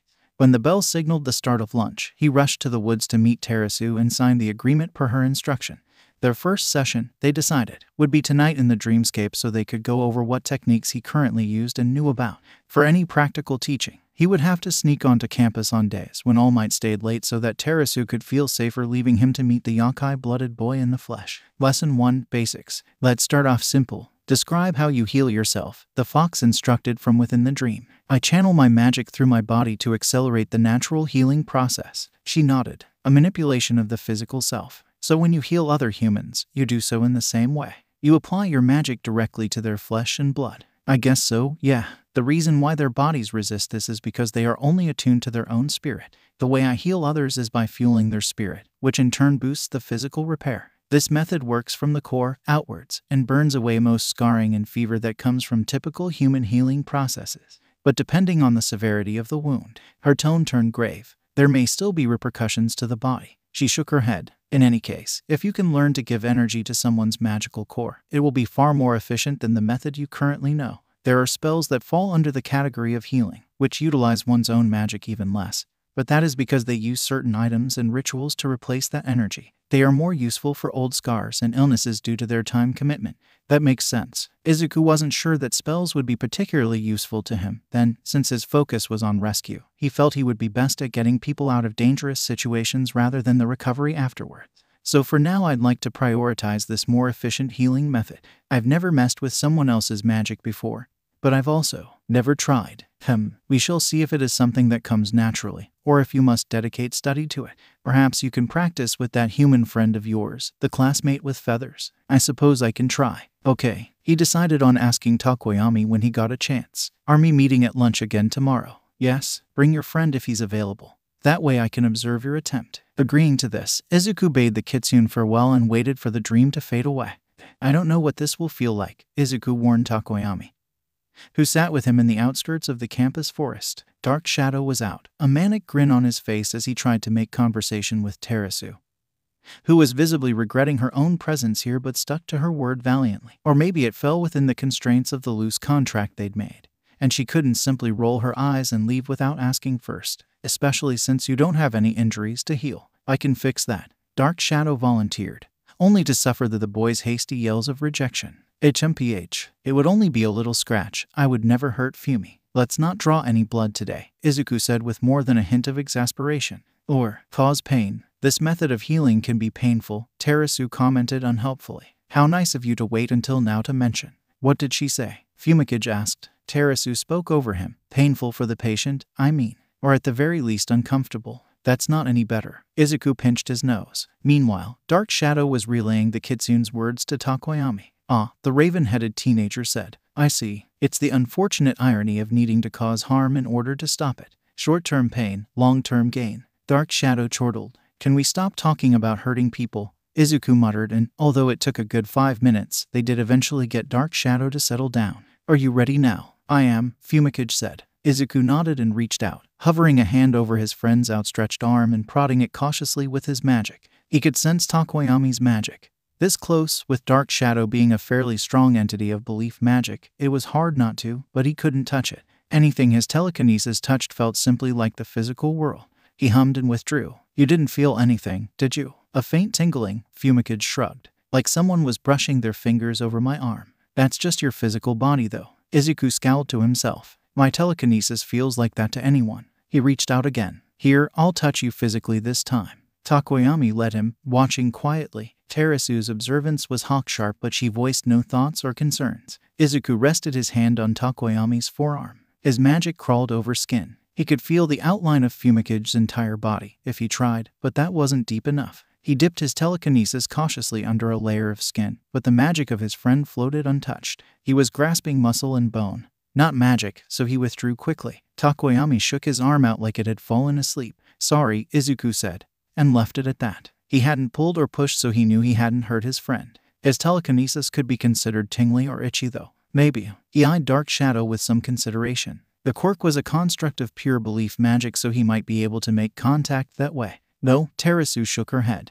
That won't work either. I've seen enough. I can tell you what's wrong. Izuku perked up. You can. Is it fixable? The fox's expression was thoughtful. Most likely. It has to do with how you are channeling your magic. You already know you must focus on your patient's magical core rather than their body. But I see now that you're using your magic through your own body as well. Yeah. Izuku considered her words for a moment. I think I have to. I'm mostly human. My magic is embedded in my body. Could you describe your heritage to me? Terasu asked. Izuku blinked at the digression. My heritage? I mean, it's nothing special. Mom is a human. She would probably be considered a commoner if this were an older era in history. Dad is a Hou-ou. I think maybe he might qualify as a noble. Maybe not. He looked pointedly at Dark Shadow, so noble that his son would have a title of my lord. The quirk grinned innocently. Why? You said you are mostly human, Terasu explained, but really, you are only half human. In terms of heritage, Izuku said, but not inheritance. It's like how many traits one gets from each parent. I have more traits from my mother than from my father. More humanity than yokai...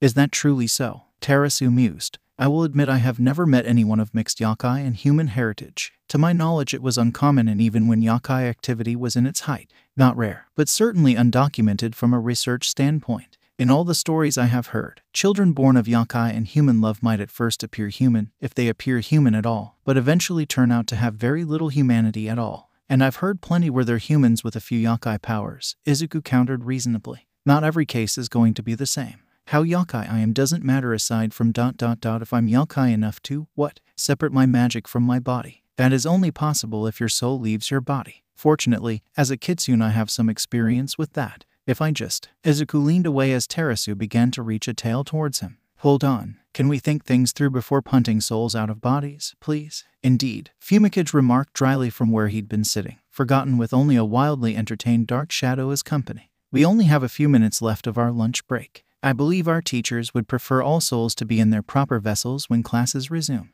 Izuku yelped. Time to go. Sorry, Terasu, let's talk tonight. Yes, let's, she agreed, and sat back to watch as they sprinted to the main building. I will ask you some questions, Terasu said, and hopefully the nature of your answers will reveal the likelihood of you having the ability to detach your soul from your physical form. If it does not seem likely, I hope you will still follow my instruction and try during our waking meetings, because without this ability I fear you will be unsatisfied with what I can teach you about healing. Don't worry, I'll do my best, and I'd never blame you for my own lack of talent, Izuku assured her. She gave him an odd look, as many people seem to give him. Then she proceeded with her questions. To start with, have you ever astral projected? Definitely not. If he had, he'd be a lot more confident about removing himself from his body. But he couldn't blame her for starting with the most obvious indicators. No strange dreams. Sleepwalking, perhaps. Izuku gestured at the dreamscape. This is the only thing I've experienced. All right. Do you know what your appearance was when you were birthed? Izuku thought back, trying to recall if any mention about his appearance was made during Inko's stories about his birth. I think I had feathers on my head. That's promising. Your natural human form doesn't have feathers, so that could have been a lapse in your physical self while you were still stabilizing on the mortal plane. Sure, 1 point in favor of soul eating. I'm a natural shapeshifter, though. It's very physical, like, dependent on my body structure and stuff. That doesn't discredit the notion. It's so physical because you channel it through your body like the rest of your magic, she said. Only 2 questions left. Fire away. Do you need to breathe? Izuku blinked at her very slowly. Yes. Have you tested this? He blushed. ... Yes. It had, admittedly, not been the smartest decision his 7-year-old self had ever made. But it happened and was very informative, and it would never be spoken of again. Thank you. I see. But being half human, it does make sense that your body needs such functions to perform properly. Last question. When your body is injured, do you feel pain?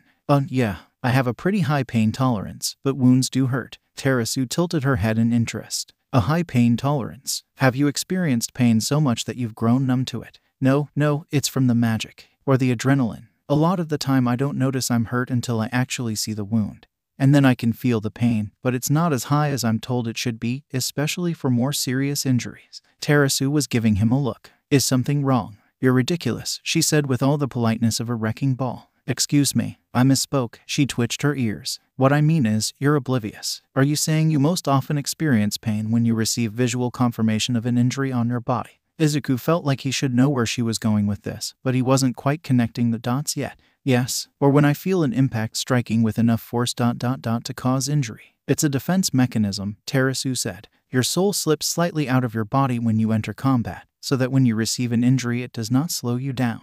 But you are human, and when you see the injury, you believe you should be in pain. This is either grounding you enough that your soul is returning fully to your body, or more likely, what little human magic you have is simulating the pain you think you should be feeling. Izuku gaped. Are you telling me? Yes, you have a strong potential to learn to leave your body at will.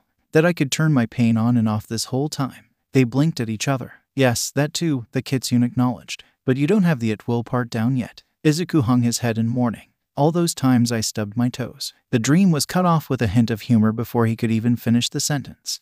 Knowing he could do it and actually doing it were 2 different stories. Izuku didn't have enough concentration to fall into meditation during school lunches, so he ended up sneaking onto school grounds after hours so that Terasu could guide him through the process. He also refused to let her punt his soul out of his body, because that wouldn't be teaching him how to do it himself at all. Despite the lack of strenuous physical activity involved in these training sessions, even just forcing himself to focus for hours on end ate into hours he could be using for sleep, which in turn slowly began impacting his energy levels during the day. He stopped pursuing yokai attacks whenever he could to try and compensate, but the fact of the matter was that final exams were coming up, so school classes had tripled in difficulty. 2 weeks before exams, Izuku was exhausted enough that people decided to stage an intervention. Several people and several interventions. On the same day. Morning, Izuku, honey, and Ko said, putting a plate of well-balanced breakfast down on the table and forcing him to sit and eat it before he could leave for school. Is there something you'd like to tell me? And don't make me call your father, young man. Midday, Midori. Uraraka cried dramatically, flinging her arms around him in a body-trapping hug. You're eating lunch with us today, no excuses. Tokoyami and Dark Shadow nodded sagely in agreement, flanking him on each side to corral him into the cafeteria. Ada, weary and oddly distant from his hard work catching up to class, had a hint of his usual passion back as he led the charge. All of them steamrolled Izuku's protests, with Uraraka the loudest of them all. My word is law. Midnight, child, Terasu greeted him, immediately followed by, I think we should pause our lessons for a short while. You too. Izuku was stunned. This was the most concern Terasu had ever shown towards him, and it was over something as inconsequential as sleep. Had somebody put her up to this? Maybe Tokoyami and Dark Shadow. Come on, I've done it a couple times now. I even healed Tokoyami's bruise earlier today. I'm just training consistency and potency now. I'm aware, the Kitsune said. Was it his imagination, or was that glint in her eyes hiding pride? But work must be balanced with rest. That is how efficiency is achieved. And I don't imagine you will be very happy if you neglect your human schooling so much that you fall behind.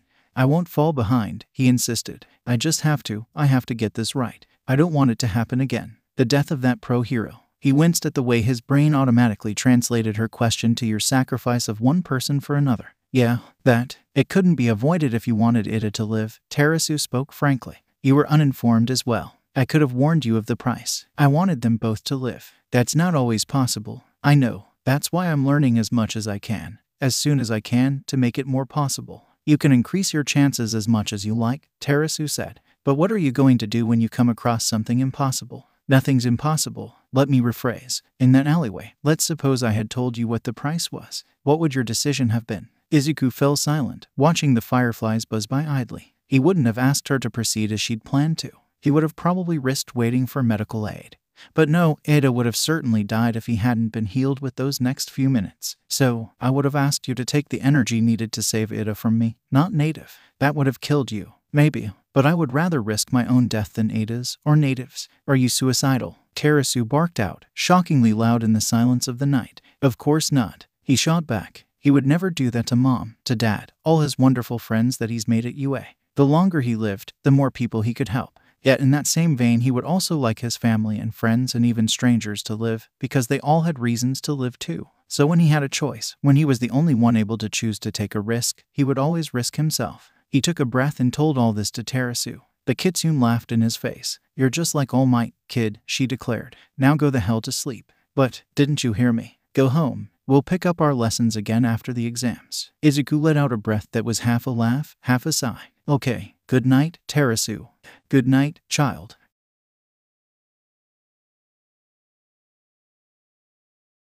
Izuku passed the practical final exams by what felt like the skin of his teeth. Even with the rejuvenating help of a better sleeping schedule, the yokai-blooded boy was still a bit exhausted from all the in-school training leading up to the exams, and distracted by his desire to continue the healing lessons. When the final exams were only revealed to be student-teacher fights on the day they were to take them, and that Izuku was paired with Bakugo against All Might, Izuku almost wanted to run away and hide right then and there. Well, that is pretty much what he did in the end. Bakugo refused to work with him, so no matter how many times Izuku attempted to sneak the handcuffs onto All Might, their lack of coordination combined with All Might's awareness of his surroundings meant he was foiled at each try. They only passed because Izuku changed tactics and ran, passing under the designated gate with seconds to spare. That hadn't made Bakugo happy at all. But, well, Izuku didn't actually care what his former childhood friend thought. He wasn't sure when the last time he did care even was. What he did care about was the rather unexpected guest who had evened out their class numbers for the final exam pairings. Shinsu had joined them for the debriefing, and when he was paired up with Zero against Midnight,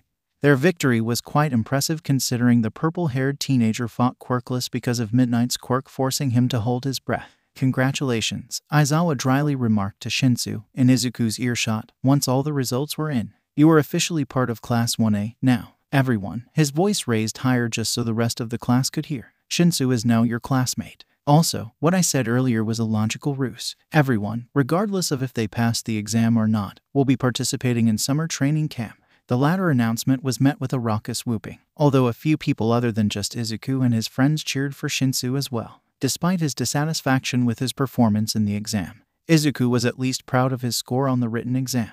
With all the positivity radiating from his classmates, he went home with a bright smile on his face and a plan to join the rest of the class on their mall supply trip. When Izuku arrived at Kiyashi Ward Shopping Mall, he was surprised to see how many of his classmates were already gathered near the entrance. Only a few people were missing: Kaminari and Sato, who were expected to join, and Bakugo and Ida, who had both decided not to come, so their absence was expected. It did look like Yaoyorozu, surprisingly, had managed to convince Todoroki to come after all, because there he was in the background with his usual placid expression, not actively talking to anyone. Izuku trotted up to Uraraka and Tokoyami, who had accepted Shinsu into their fold and were letting Dark Shadow torment the poor former Gen Ed student with questions. "Hey guys," he interrupted the quirk, "have your list sorted out? It looks like we'll be heading in soon." "Hiya," Uraraka chirped. "Actually, Momo wants us to split into groups and grab supplies in bulk. Divide and conquer," Fumikage shrugged. "We are consolidating our lists so she can assign areas to groups." "I see. I'll go give mine to her then," Izuku replied, and with a quick friendly wave to Shinsu left to do so, as he gave Yaoyorozu a copy of his list. Kaminari and Sato arrived and were told to do the same. Izuku joined his group of 4 to wait until their vice rep was ready to assign tasks. And then the large gathering of teenagers entered the mall and split off like they were soldiers on a mission. Izuku ended up with just Uraraka as they sought enough flashlights for everyone, while Tokoyami and Shinsu departed to look for water-purifying pellets, something Yaoyorozu had suggested because of the possibility of a survival training exercise. Since they had so many people, the items on the list were spread out enough that they also had a good half-hour to wander around on their own once they bought their items, sometimes bumping into their other classmates' groups along the way. It was kind of fun. Izuku had never gone shopping with anyone other than Inko, and having a friend that was attracted to window displays like a moth to a lamp meant he found himself in stores he might not have otherwise entered, like this cosmetics store heavily supplied with perfumes. He happily sniffed the first few fragrances Uraraka pointed out, but then the mingling scents filling the air started to get stifling and he excused himself for a moment. He left the shop with his hair smelling like strawberries, his left wrist of sugar cookies, and his whole shirt peakier than when he'd started the day. On second thought, he wanted to try and wash off some of this perfume. He popped his head back into the store for a second, spotting Uraraka looking at something with Aoyama right next to her, and made sure they knew he was headed to the bathrooms. Then he left in search of said bathrooms, following the signs to the slightly emptier hallways of the mall. To his surprise, he turned one corner to the sight of Shinsu staring down Todoroki, practically cornering the boy behind one of the mall's support pillars. The purple-haired teenager's body was stiff and rigid, hands clenched and tone low but scathing. Todoroki stood indifferent, enduring the thinly veiled accusations Izuku could hear being leveled at him with eyes full of sour, almost amused curiosity. Okay, time to cut this conversation short, Izuku decided, even if he hadn't the slightest clue what had brewed the storm roiling between the two boys aside from Shinsu's known bitterness towards those privileged with heroic quirks. "Shinsu," he called, opting to address his friend first. "How far have you gotten on your list?" The lavender-haired boy hushed. "Midoriya," he acknowledged after a second, not quite dragging his attention off of Todoroki. The other boy's stoic body language clearly irked him, and he seemed torn between pressing for a response or returning to the original purpose of the mall trip. "I'm almost finished. What do you have left on your list?" Izuku prodded, trying to subtly wedge himself in the scarce space between the two surly teenagers. "Are you almost done too, Todoroki?" "I am done," the split-powered son of Endeavor replied. He turned his back to them and left. "I'm not," Shinsu growled, and stalked after the hero student. Izuku pinched the bridge of his nose. Why couldn't everybody just get along? He couldn't let this continue. The summer training camp would be a disaster if Shinsu and Todoroki demonstrated an inability to tolerate each other. It could jeopardize Shinsu assimilating into 1A. He took a quick breath, accidentally getting another strong whiff of the various perfumes on his body, and stepped out from behind the pillar to follow the two boys. He probably should have looked before he leapt though, because he immediately bounced off the pudgy body of a man who barely reached his height. He automatically reached out to steady the stranger. "I am so sorry." Izuku stared. This wasn't a stranger. Dr. Tsubasa. The spitting image of his childhood doctor adjusted his thick bronze glasses and blinked at Izuku through them a concerning number of times before quirking his bushy mustache into a surprised smile. He exclaimed in a faintly recognizable voice, "It's you, boy." They stared at each other. The doctor cleared his throat. I do recognize you, but I don't quite recall." Izuku Midoriya, sir. He put a hand to his head at the whiplash of running into an old acquaintance while he was in the middle of trying to juggle the relationships of his new ones. Excuse me, I need to. He attempted to slide past the doctor. Wait 1 second, please. A hand clamping onto his wrist delayed his escape. Izuku brushed off the irritation at the man's grabbiness before he looked back at him. Dr. Tsubasa's smile became a tooth-displaying grin, wide enough to remind the yokai-blooded boy of the Cheshire Cat from the tale of Alice in Wonderland.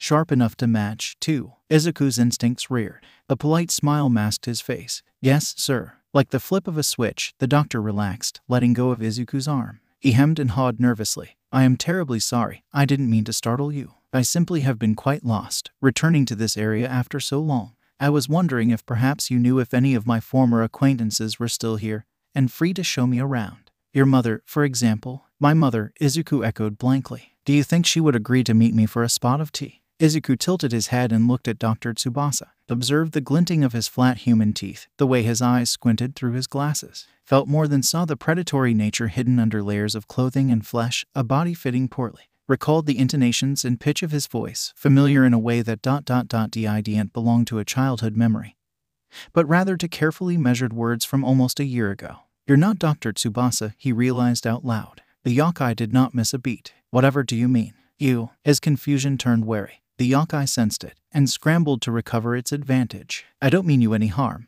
Yes, you do. He knew it with absolute certainty, was bold enough to say it, in the safety of a public space in the daylight, because you're the damned cat. The yokai's human body ceased all movement. It did not breathe. If it had a heart, it was still too, for it never pumped blood in the first place. The Bakenaku, but you're not a Bakenaku at all. You were the Baku who wasn't a Baku. You. His voice sped up breathlessly. The Oni, the foreign demon thing not shapes, but maybe summons? Dagaba Beach was on fire the same night the janitor messed up their cedar leaf ward. You're a sorcerer. You've been following me. Why? Who? He clamped a hand over his mouth. How do you know who my childhood doctor is? He already knew the answer. He wasn't seated fully in his own body, straining so much to look past the glamour of the yokai's disguise. But it wasn't a shifted form so much as it was a body prettied up to seem alive. A corpse, the putrid stench of necromancy releasing from the smothering magic the yokai hid it under, because when your target knows that it's there, it's not worth keeping hidden. Tsubasa, a Nama with wings, a cat, a Bakenaku, a shape-shifting sorcerer, summons, fire, predator, necromancer. You're Dr. Tsubasa's cat, Izuku said.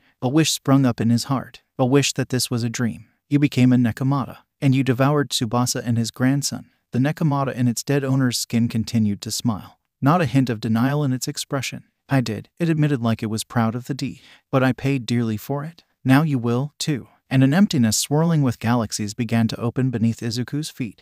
How had this happened right under his nose? Izuku had played with Dr. Tsubasa's cat before. When it was still a mortal creature, he remembered it as a skittish one, hard to coax out from under furniture with treats or toys, but one that loved cuddles nonetheless. It hadn't been abused, or so he'd thought. But maybe that was from the lenses of a toddler determined to see the best in the world. Or maybe it had even been Tsubasa the grandchild's influence on the pet, positive to Dr. Tsubasa's presumable negative. Hisashi had never met Dr. Tsubasa before, much less his cat. Inko was only human. But Izuku had played with the cat once, maybe twice, before Tsubasa and his grandfather moved away. It wasn't his fault he didn't notice, no matter how much it felt like it was. This was a logic he could understand, even if he couldn't internalize it just yet. He was a little busy being very stunned right now, after all. So stunned he just stood there like an idiot while a villain's portal opened beneath him. This trick might have even worked on him had he not been visiting this mall with just about an entire class of hero students. Thick pink muscle wound around his midriff and reeled him towards its owner. Someone else shouted, two figures leaping past him towards the human-skinned Nekomata.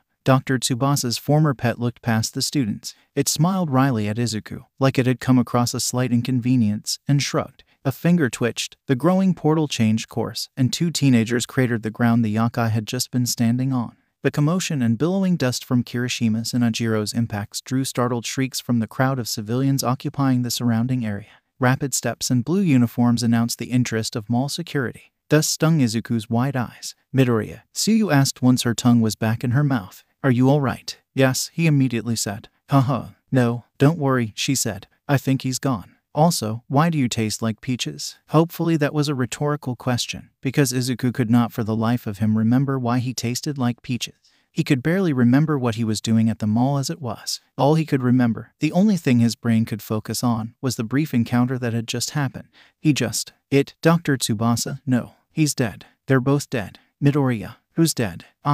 He scrubbed his face with a hand. What was he doing, again? He needed to talk to somebody about this. About the necromancer. But wait, he couldn't. That was magic. He couldn't discuss magic with pro-heroes. But the League of Villains was a pro-hero concern. Terasu, and Dad, and Mom, and Tokoyami. Those were the only people he could tell about this, right? None of them were here. But hadn't Fumikage been here? Where did he go? Toko went with Shinsu, remember? Oh, that was Uraraka. And wasn't she wrong? He saw Shinsu just a little bit ago, and Tokoyami wasn't there. Okay, so maybe I don't know where he is right now. But I'm here. Do you think you can breathe with me for a few minutes? He's already breathing fine, somebody whispered. Well, I don't know what else to do. Uraraka whispered back harshly. My lord, a rambunctious voice called. Oh my, that doesn't look safe. That was all the warning he received before somebody shoved him fully back into his body. He could feel a warm hand sitting lightly on his shoulder, smell the silly perfume in his hair and clothes. Dark shadow hovered close to his face, clawed hands gripping him in place on either side.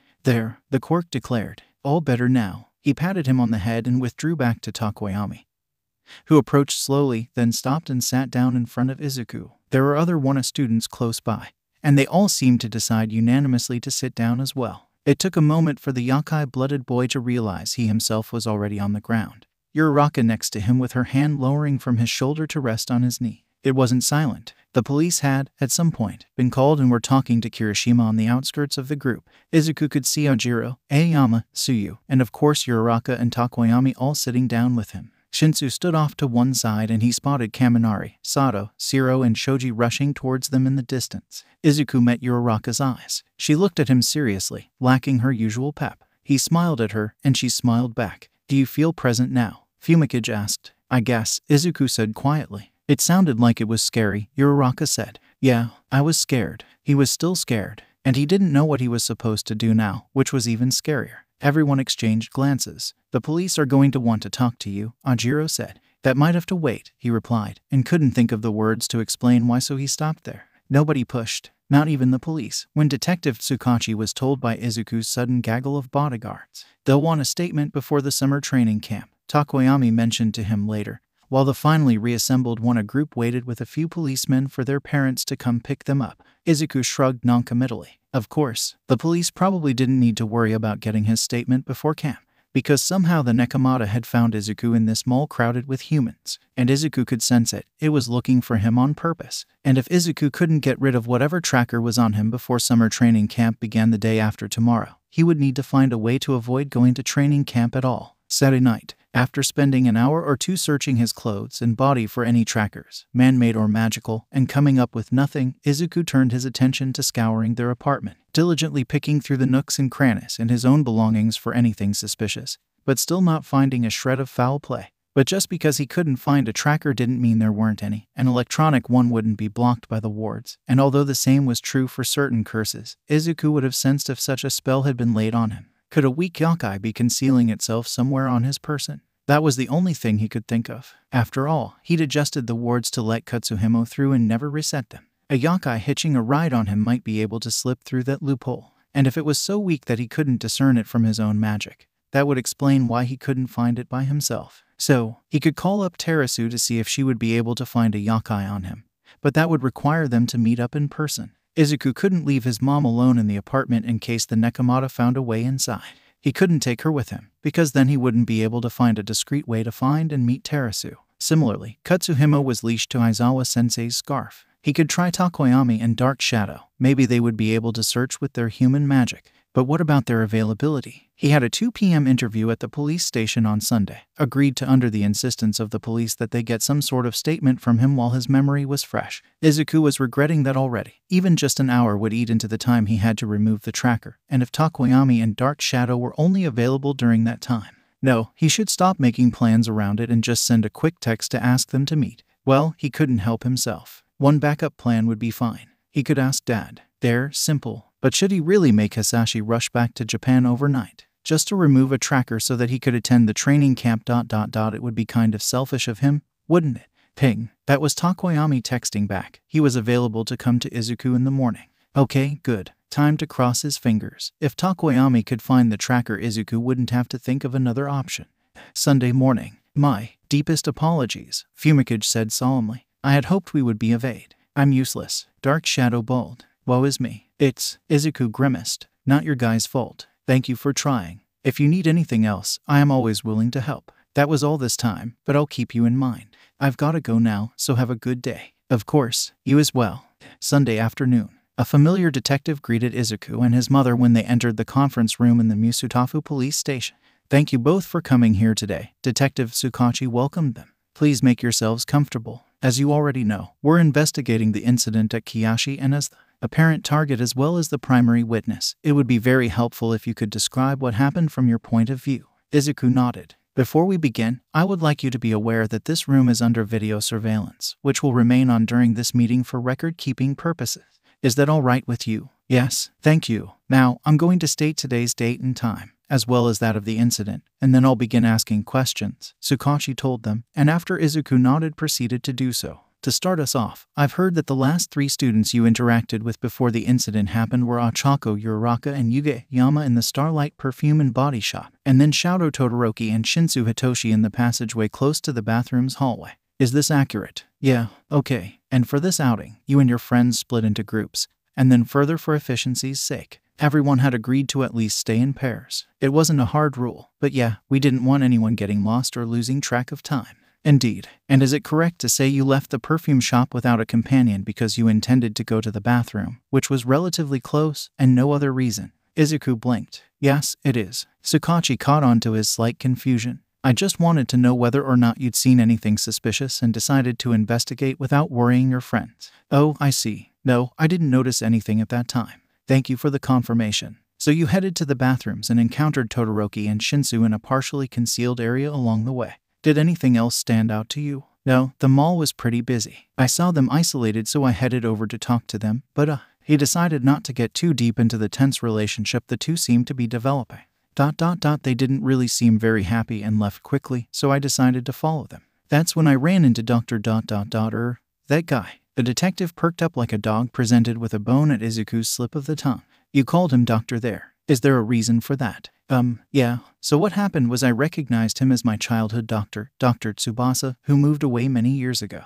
But he wasn't. I'm sorry, could you elaborate? The person I bumped into at Kiyashi. They looked like my childhood doctor, but they weren't him. They were impersonating Dr. Tsubasa. Tsukachi remained silent as if waiting for him to continue. But Izuku wasn't eager to replay the entire incident, even if he did feel guilty for being so difficult for the poor detective. Eventually, the man cleared his throat and picked up the conversation. So, was it to your knowledge at the time you bumped into them that this person was Dr. Tsubasa? Yes, he looked exactly like what I remembered. His glasses and his mustache were pretty unique, and I didn't realize he wasn't himself at first. Okay, so you bumped into someone you identified as Dr. Tsubasa in a partially concealed but still public and fairly busy area. What happened next? We addressed each other and I tried to continue past him so I wouldn't lose track of Todoroki and Shinsu, but he grabbed my wrist to get me to stay. When he let go, since he clearly wanted to talk, out of politeness I didn't immediately leave. We talked a bit, and Izuku fought to stop from cringing. How was he going to explain how he realized the Nekomata wasn't Dr. Tsubasa?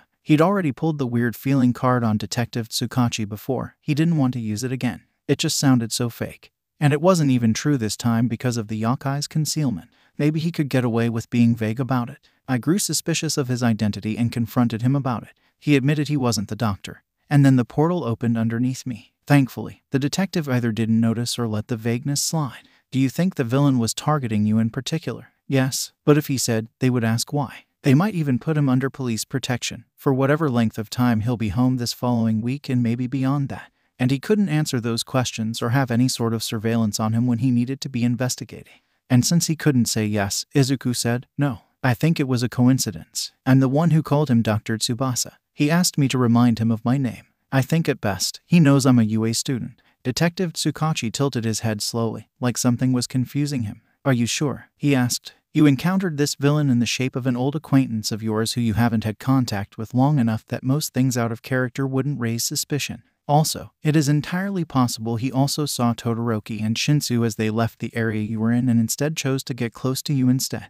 Izuku paused. He couldn't leave any implication that he was targeted. I see your point, but the mall was busy. He might have only noticed me because I was more isolated. His quirk could have an additional aspect besides the apparent shapeshifting that led him to transform in Dr. Tsubasa, for all I know. He could have looked like somebody else until I physically ran into him, as I only got a good look at him after the fact. There's just no reason for me out of the rest of the class to have been targeted. He was using an opportunity. Sukachi didn't immediately reply. Izuku tried not to let it show how sour the blatant lies tasted on his tongue. Finally, the detective said, I understand. That is a very logical deduction. I'll keep it in mind. Are there any other details you can think of that might help us? For example, what behavior or clues led you to doubt the doctor's identity? The way he was acting was what Izuku decided to go with. It made me think he wasn't truly Dr. Tsubasa. He was acting out of character for the doctor. Yeah, not in conversation at first, but more so body language. Not that Izuku was going to specify this. He couldn't actually recall Dr. Tsubasa's body language, and it would be odd to say he did either way since it had been so long. All right, is there anything else? No.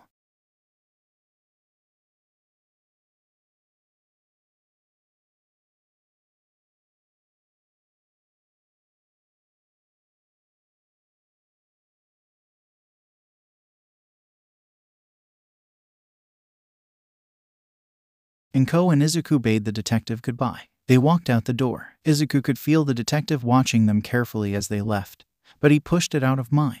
He hadn't managed to find the tracker in time and had decided not to contact Hisashi when there was still time. So now he had to focus on one thing, how he was going to avoid summer training camp. Sunday evening. I'll break a limb. No, Dark Shadow screeched on Tokoyami's end of the phone. Bad Izuku. Please do not, Fumikage said, more calmly. Why not? Izuku frowned. I've figured out how to turn off my pain. Enough. And if I break it now, outside of school hours, I'll be taken to a hospital so recovery girl won't be able to heal me up fast enough to justify allowing me to participate. He paused, thinking it through some more. It'll have to be a leg. The less mobility I have, the better reason I have to stay home. My lord. The video of Tokoyami's side of the phone call was a blur, mostly showing dark purple streaks of color as Dark Shadow held the phone in both claws and shook it violently. Nobody is allowed to break bones but me. You don't have bones. I didn't say it was my bones I would be breaking. Dark Shadow, you left a loophole, Fumikage began to point out, just as Izuku tried to take advantage of it. Okay, so do you want to break my bones? No. A long, strangled shriek of despair accompanied the quirk's response to his question. Izuku wasn't sure if it was Tokoyami or Dark Shadow making the noise. There are many paths one could take to solve a problem. Fumikage finally spoke after whoever it was recovered. Surely you could just decline to participate. I wish, the yokai-blooded boy huffed, but I turned in my signed permission slip on Friday and I've been pretty obvious about wanting to go. I don't want to draw too much attention by suddenly changing my mind and staying home when I don't have any good reason to. And I'm pretty sure Aizawa-sensei made the trip mandatory since it's a training unit. I need an emergency to get out of it. And you have no way to stop yourself from being tracked, and no way to ward the location the camp will be occurring in. No, it's too complicated of a setup. It takes a while to complete. It has to be immobile so I won't be able to protect the bus, and it can only be so big. He wrinkled his nose. There's no other option. I have to break my leg. Bang. Everyone on both sides of the video call practically leapt into the air at the loud noise. Izuku looked around wildly, searching for a threat, dreading the thought that the Nekomata had found a way inside his house. His eyes landed on a scenario far worse. His bedroom door had been flung open so hard it slammed into the wall. An imposing shadow with gleaming eyes seemed to fill the entryway despite its short stature. Izuku, dear, Izuku Midoriya said in the sickeningly sweet tone of a disappointed mother. Did you just say something about purposefully breaking your own leg? Monday morning. Izuku did not break his leg. Instead, UAS receptionist received a call from Izuku Midoriya at 7:12 a.m. informing him that Izuku would be unable to attend school today because he had, in terribly unfortunate timing, caught a case of strep throat. It was confirmed to be his mother who called, and Izuku had a perfect attendance record, so the Midoriyas were not required to provide documented proof of his illness because of the security measures put in place for the summer training camp. Even when he recovered in a few days, he would not be allowed to be driven to the location to join the other UA students, and other staff was unavailable for any placeholder lessons on campus during the week, so Izuku was granted the full week off with no harm to his attendance record. And that, his mother said, dusting off her hands as she ended her phone call, is how you safely skip school. For the next 3 days I expect you to avoid so much as a phone call with anyone who interacts with UA.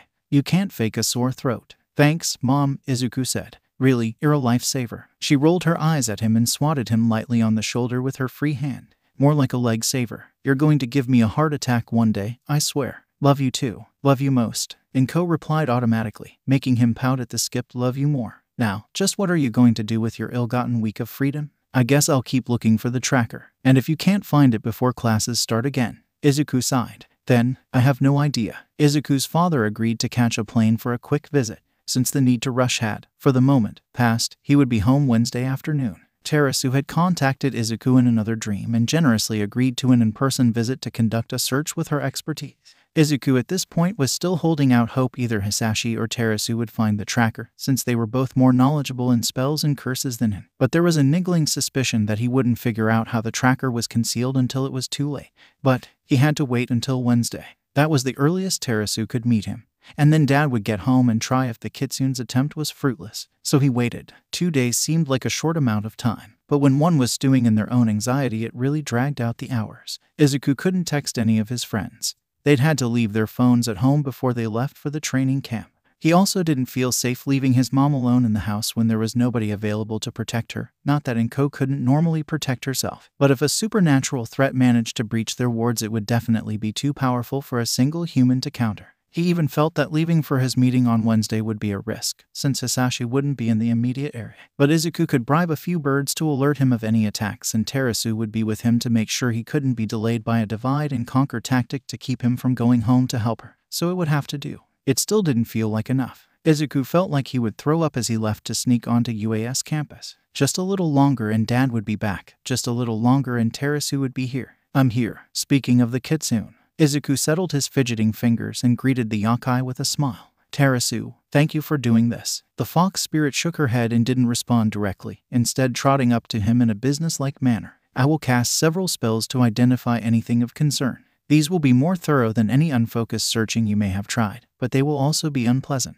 Shall we proceed? I'm ready, he nodded. Terasu was correct in that the spells would be uncomfortable, but Izuku thought maybe she understated it a little. One after the other with little pause between. Each wave of magic felt like somebody was trying to rake his individual cells out of place. It wasn't painful, but he was definitely glad when it stopped after a few minutes. Well, he asked when Terasu announced she was finished. Did you find anything? No, you're clean. Are you sure? Absolutely, positively. Yes, she interrupted. I'm sure. There is no tracking spell on your person ... or belongings. She stared at the pile of his stuff he'd brought, almost looking impressed at the sheer amount that he'd pulled from his backpack. There are no electronic trackers, either. If you had a tracker on you, it is gone. At first, relief. Izuku was relieved he didn't have to worry about the tracker anymore. But that still begged the question of how the Nekomata found him inside the packed mall. Had it just been coincidence? Had the Nekomata been tailing him into the mall that day, like it had followed him for their previous encounters? No, all of those had been in the evening or night, hadn't they? The Oni, the Baku, Dagaba Beach. Those were all in the Nekomata's comfort zone.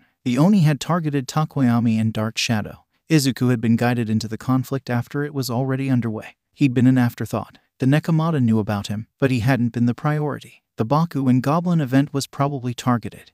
Izuku had been out and about consistently chasing after Eraserhead, so if the Nekomata had been in the area, it could have planned ahead to summon the paralysis demon goblin thing in a house along his route and then shapeshift to an appropriate yokai to fit the story. The attempt was one of opportunity and convenience. Dagaba, well, the fire at Dagaba reeked of impulse. The Nekomata knew he'd hung out at the beach often, as was clear from it coming personally to retrieve him for the Oni incident, and made a sloppy attempt on his life by torching the garbage dump at the time he was usually there. Izuku wasn't sure if this was before or after the malevolent yokai presumably paid a visit to their apartment, resulting in the disturbed flower pots and rug. But if it was after, it might have been done in a fit of rage because it hadn't managed to breach the house wards. But then there was silence. The next move Izuku could link to the Nekomata was the Namu's fascination with his presence at Hou-ou. A stronger attempt, but once more Izuku was a secondary target compared to the large scale of the attack on Hou-ou as a whole. What had changed? Why had the Nekomata gotten so bold that it went after him in the midst of daylight, surrounded by people? ... The League of Villains. The Nekomata was working with her for Shigaraki. Not just for Shigaraki Tamura, but probably directly for his senior, the man who enslaved Kiyoshi. Izuku had to keep in mind the connection there. The Nekomata knew he existed. Therefore Shigaraki Sr. knew he existed. Terasu had never had yokai help before. Did Shigaraki know Izuku was aiding her, or did he simply want to remove any major obstacles? And he was getting more persistent in it because they had to be planning another attack. The training camp. The Nekomata had been tasked with keeping Izuku out of the picture, so they didn't want him at the training camp. but they still needed to know where the training camp was so they could attack it. But they weren't tracking him. There was a tracker. It wasn't on Izuku. It wasn't on Uraraka or Tokoyami. He'd separated from them in the mall. It was on Todoroki or Shinsu. How? Was it something he could have noticed? Was one of them being targeted, too? Oh, Izuku began shoveling his possessions back into his bag. Terasu, do you know where the training camp is being held? I did, she said. But they changed it at the last minute. Not even All Might knows where Class 1 is right now. The yokai-blooded boy bit back a curse. Why the extra secrecy? They were tight-lipped on it enough. Had the mall incident made them change their minds and limit the knowledgeable teachers even more? Damn it. It was day 3 of the summer camp. They had to have some way to communicate with Principal Nedzu in case of an emergency. But what if that method of contact had been disabled? They could be under attack this very moment and Izuku would have no idea. They could have already been attacked, injured or kidnapped, or even killed and he wouldn't have a clue. He had to find them. He had to ... Terasu's battered white fur flooded his vision. Yellow eyes pierced his soul. Go, she told him. He had to go home.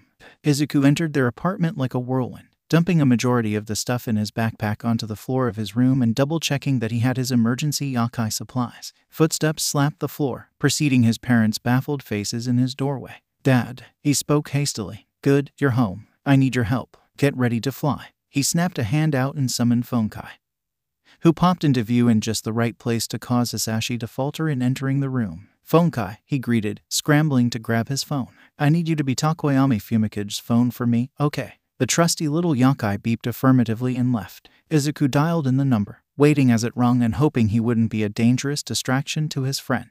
Izuku, what's wrong? Hisashi hovered over him. I just got off the plane. Not a plane, I need you to fly. Dad caught his meaning immediately this time. What's happening? The phone connected. A few garbled noises came through. I'll explain in a second, he assured the Hou-ou, and turned his attention to his phone. Fumicage, Dark Shadow, can either of you hear me? ... H ... on ...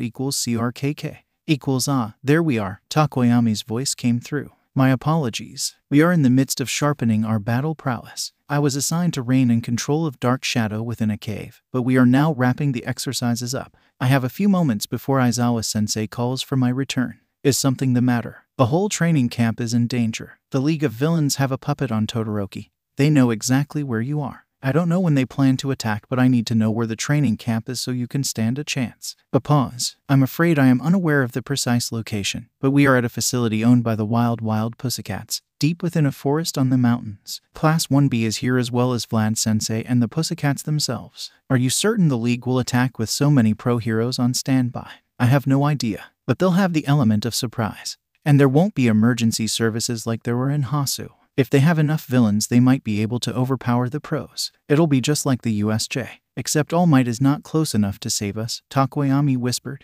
Izuku grimaced. We need to pull the alarm. If the villains don't attack today, it'll at least cancel the trip and get everyone back to civilization where I can remove the tracker, and the League will have to make new plans. And if they do attack today before I can get there ... we can at least make sure you're ready for them. How ... how do I pull the alarm? Fumicage asked. Izuku thought about it. They couldn't pull the ominous feeling card again because that would discredit Fumi in the best-case scenario that the League didn't attack, and cast him under suspicion if he predicted their arrival again. It might also not be enough to prompt caution. So if not Tokoyami, then you don't. Izuku turned, meeting eyes with his father. I do. A yellow-eyed Mina tapped against the window of UAS Principle Nedzu. A crinkled letter was clutched in its beak. A father and son pored over the internet's treasure trove of information about the superhero group known as the Wild Pussycat. They narrowed their location of interest down to a single address. A raven-headed teenager watched as his teacher was handed the main cabin's landline phone. When his expression darkened and he glanced up at his students, the boy knew the message had been sent. As the crow flew, or in this case, the Hou-ou, the summer camp was little over an hour away. Izuku estimated for whatever pro-heroes Nedzu had on call, it would be at least 3 hours at their fastest. Hisashi soared at a slower pace than usual, but Izuku knew that was because he was unaccustomed to bearing a passenger. Even for a supernatural entity, it had to be uncomfortable. Izuku certainly wasn't making it easy, clutching a patch of blue feathers tightly in his hand and leaning awkwardly against the wind to maintain balance while simultaneously trying to read the GPS on his phone. The L to the L left. He stuttered out against the inertia even as Hisashi started to turn that way. I know, his father said. I feel malaise. We're almost there. So the villains were going to attack, then. Or rather, Izuku amended as they dipped below the clouds in the darkening evening. They were attacking.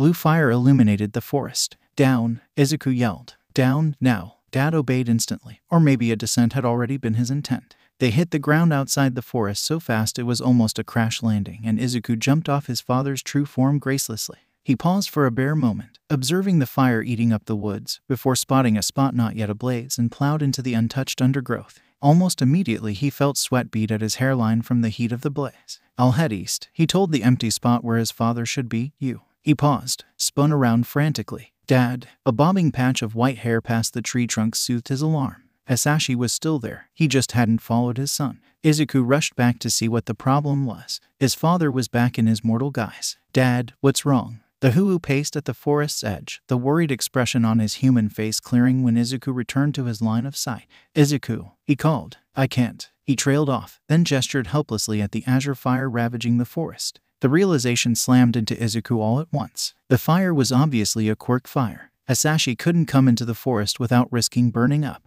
His dad's human form had also taken on a concerningly green complexion, like he was nauseous. Were his Hou-ou instincts protesting his very presence here? The bare few Izuku had certainly were. "Dad," tears sprung into Izuku's eyes. This was way too much. How was Izuku supposed to tackle this? The League of Villains, Tamura Shigaraki, the Nekomata, they were all waiting, teeth bared and claws ready to tear into Izuku's friends, and there was a giant fire on top of who knows what else in that forest to help them do that. Every yokai Izuku fought and won against granted him a small bit of pride different than his own desire to save lives. It was pride that here he was, battling supernatural threats in his own way. Asashi kept the balance between the mythologies in America.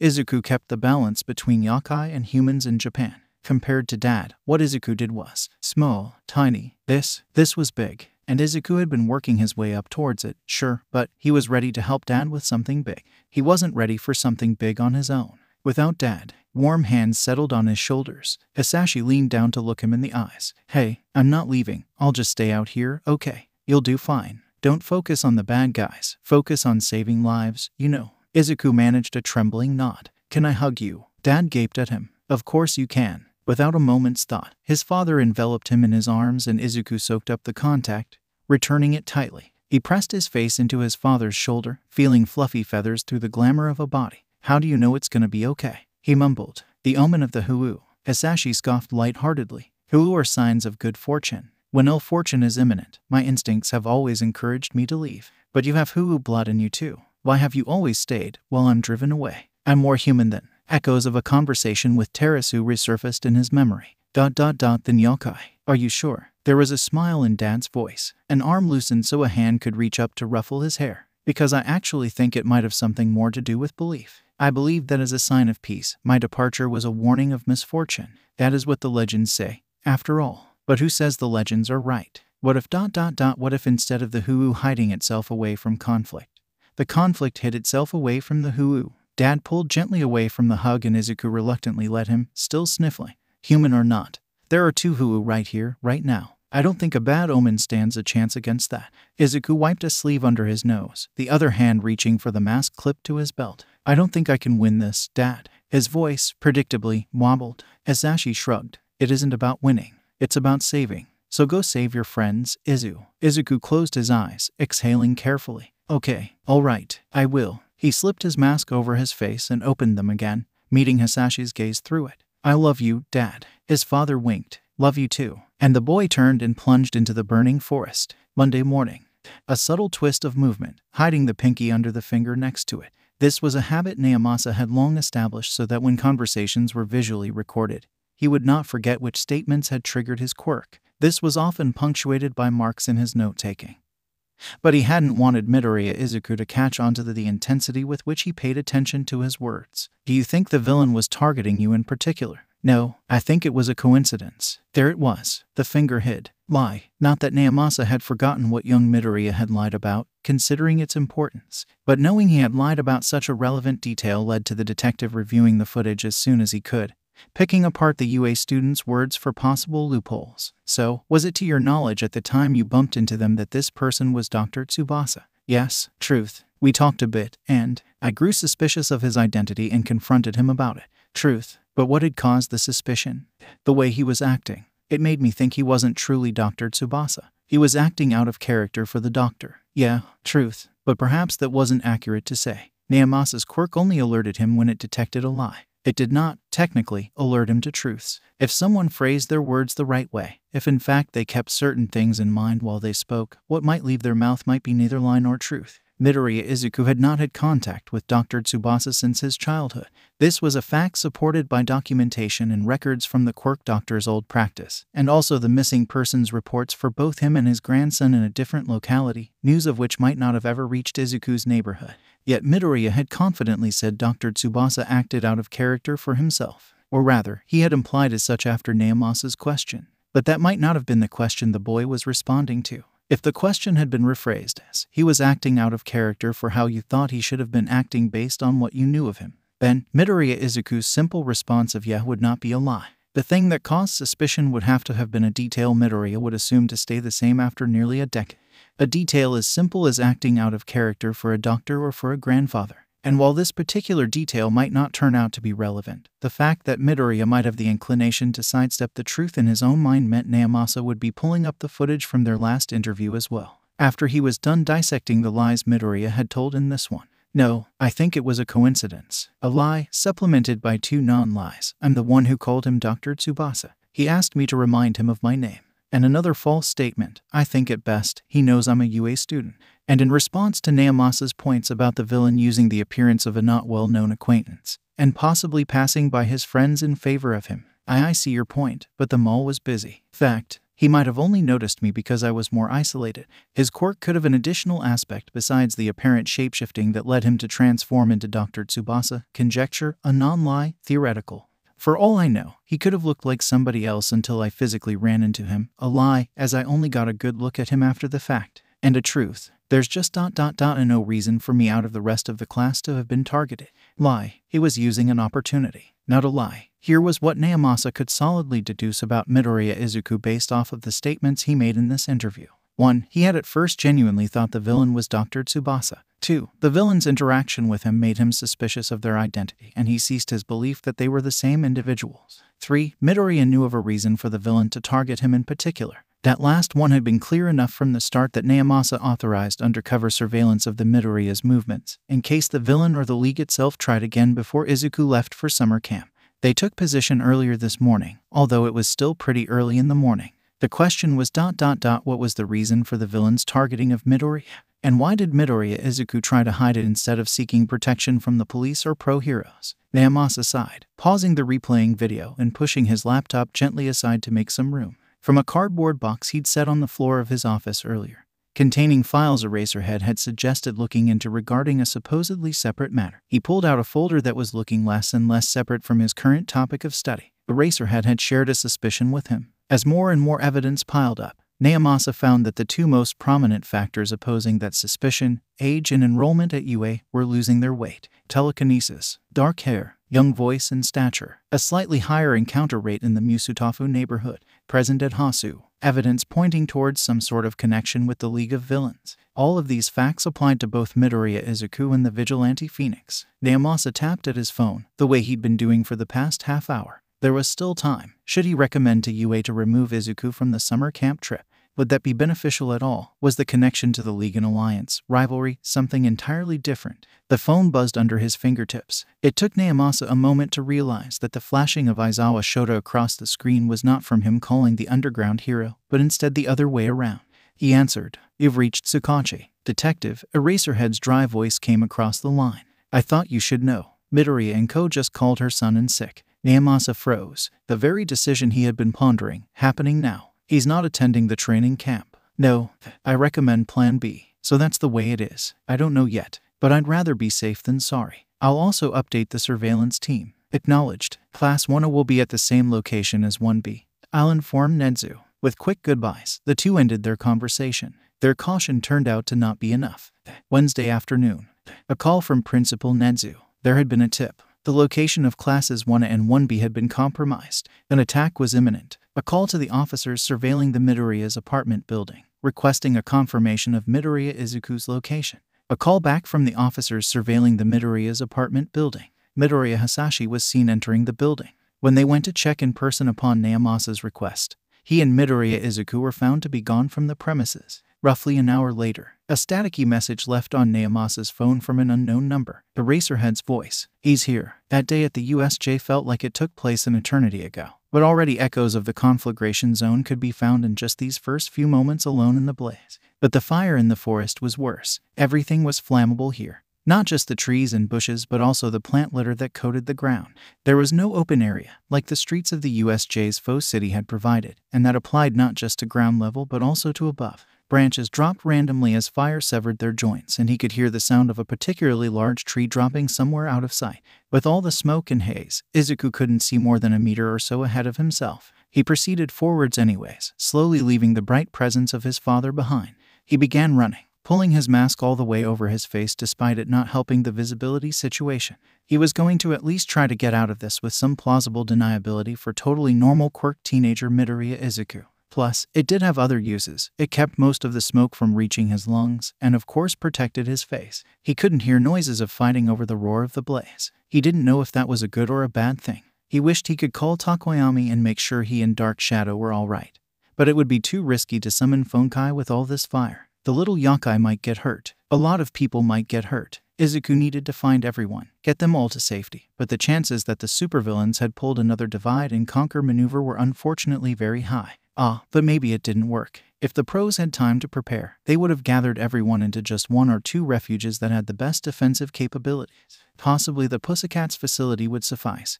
But Izuku also wouldn't be surprised if there was a bunker underground or hidden in a cave to take full advantage of this being their home turf. In any case, Izuku wouldn't be able to help his classmates just by running around like a headless chicken.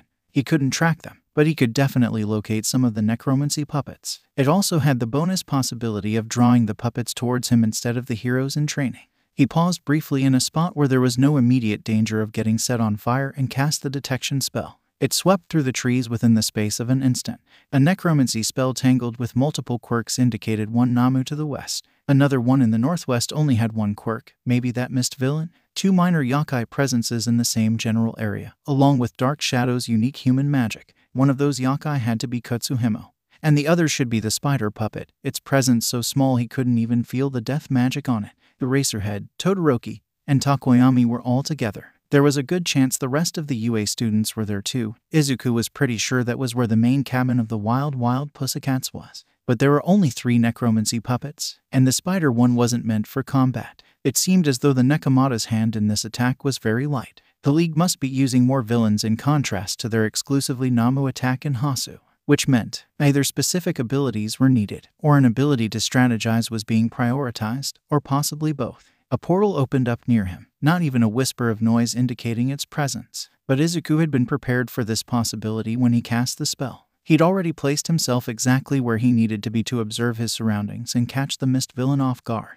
Kurogiri's dark, wavering body and metal collar that Bakugo had once used against him solidified into existence. Izuku couldn't make out his eyes from this angle, but he could still see the motion of the Namu's head moving from side to side, scouring the area. 2 seconds after the villain manifested himself, a flaming branch and a teenager dropped right onto his head. It was pretty epic. But it didn't work quite like Izuku had hoped. Instead of Izuku's weight burying the tree branch into the ground with Kurogiri's collar thing trapped between the prongs, the ground was tough enough to splinter the branch apart. Izuku tumbled off one side with only scorched clothes to show for it, and the mist villain swayed back to his feet, flaming tree branch comically still stuck in his intangible body. Kurogiri's yellow eyes sent Izuku a death glare. Without him moving, a small portal opened up and cut the tree branch in half, dislodging it from the collar. "Are you done playing games?" Kurogiri asked mildly. Izuku didn't dignify the villain banter with a reply. He held his hands out in front of him. The mist villain's smoke circled him tauntingly. The necromancy puppet continued. "Do you really think your psychokinetic magic can keep me at bay?" If there was one thing Izuku had noticed about Kurogiri, it was that he sure liked to talk. If there was another ... it was that the dark purple mist of his body had completely shied away from the flames on the tree branch. Magic meet fire. The outcome was usually the same. He let the fireball spell erupt from between his hands. The great ball of heat flew forward in a relentless, unstoppable path, taking Kurogiri along with it. "No," Izuku finally replied, "but my pyrokinetic magic certainly will." Then, he turned tail and ran.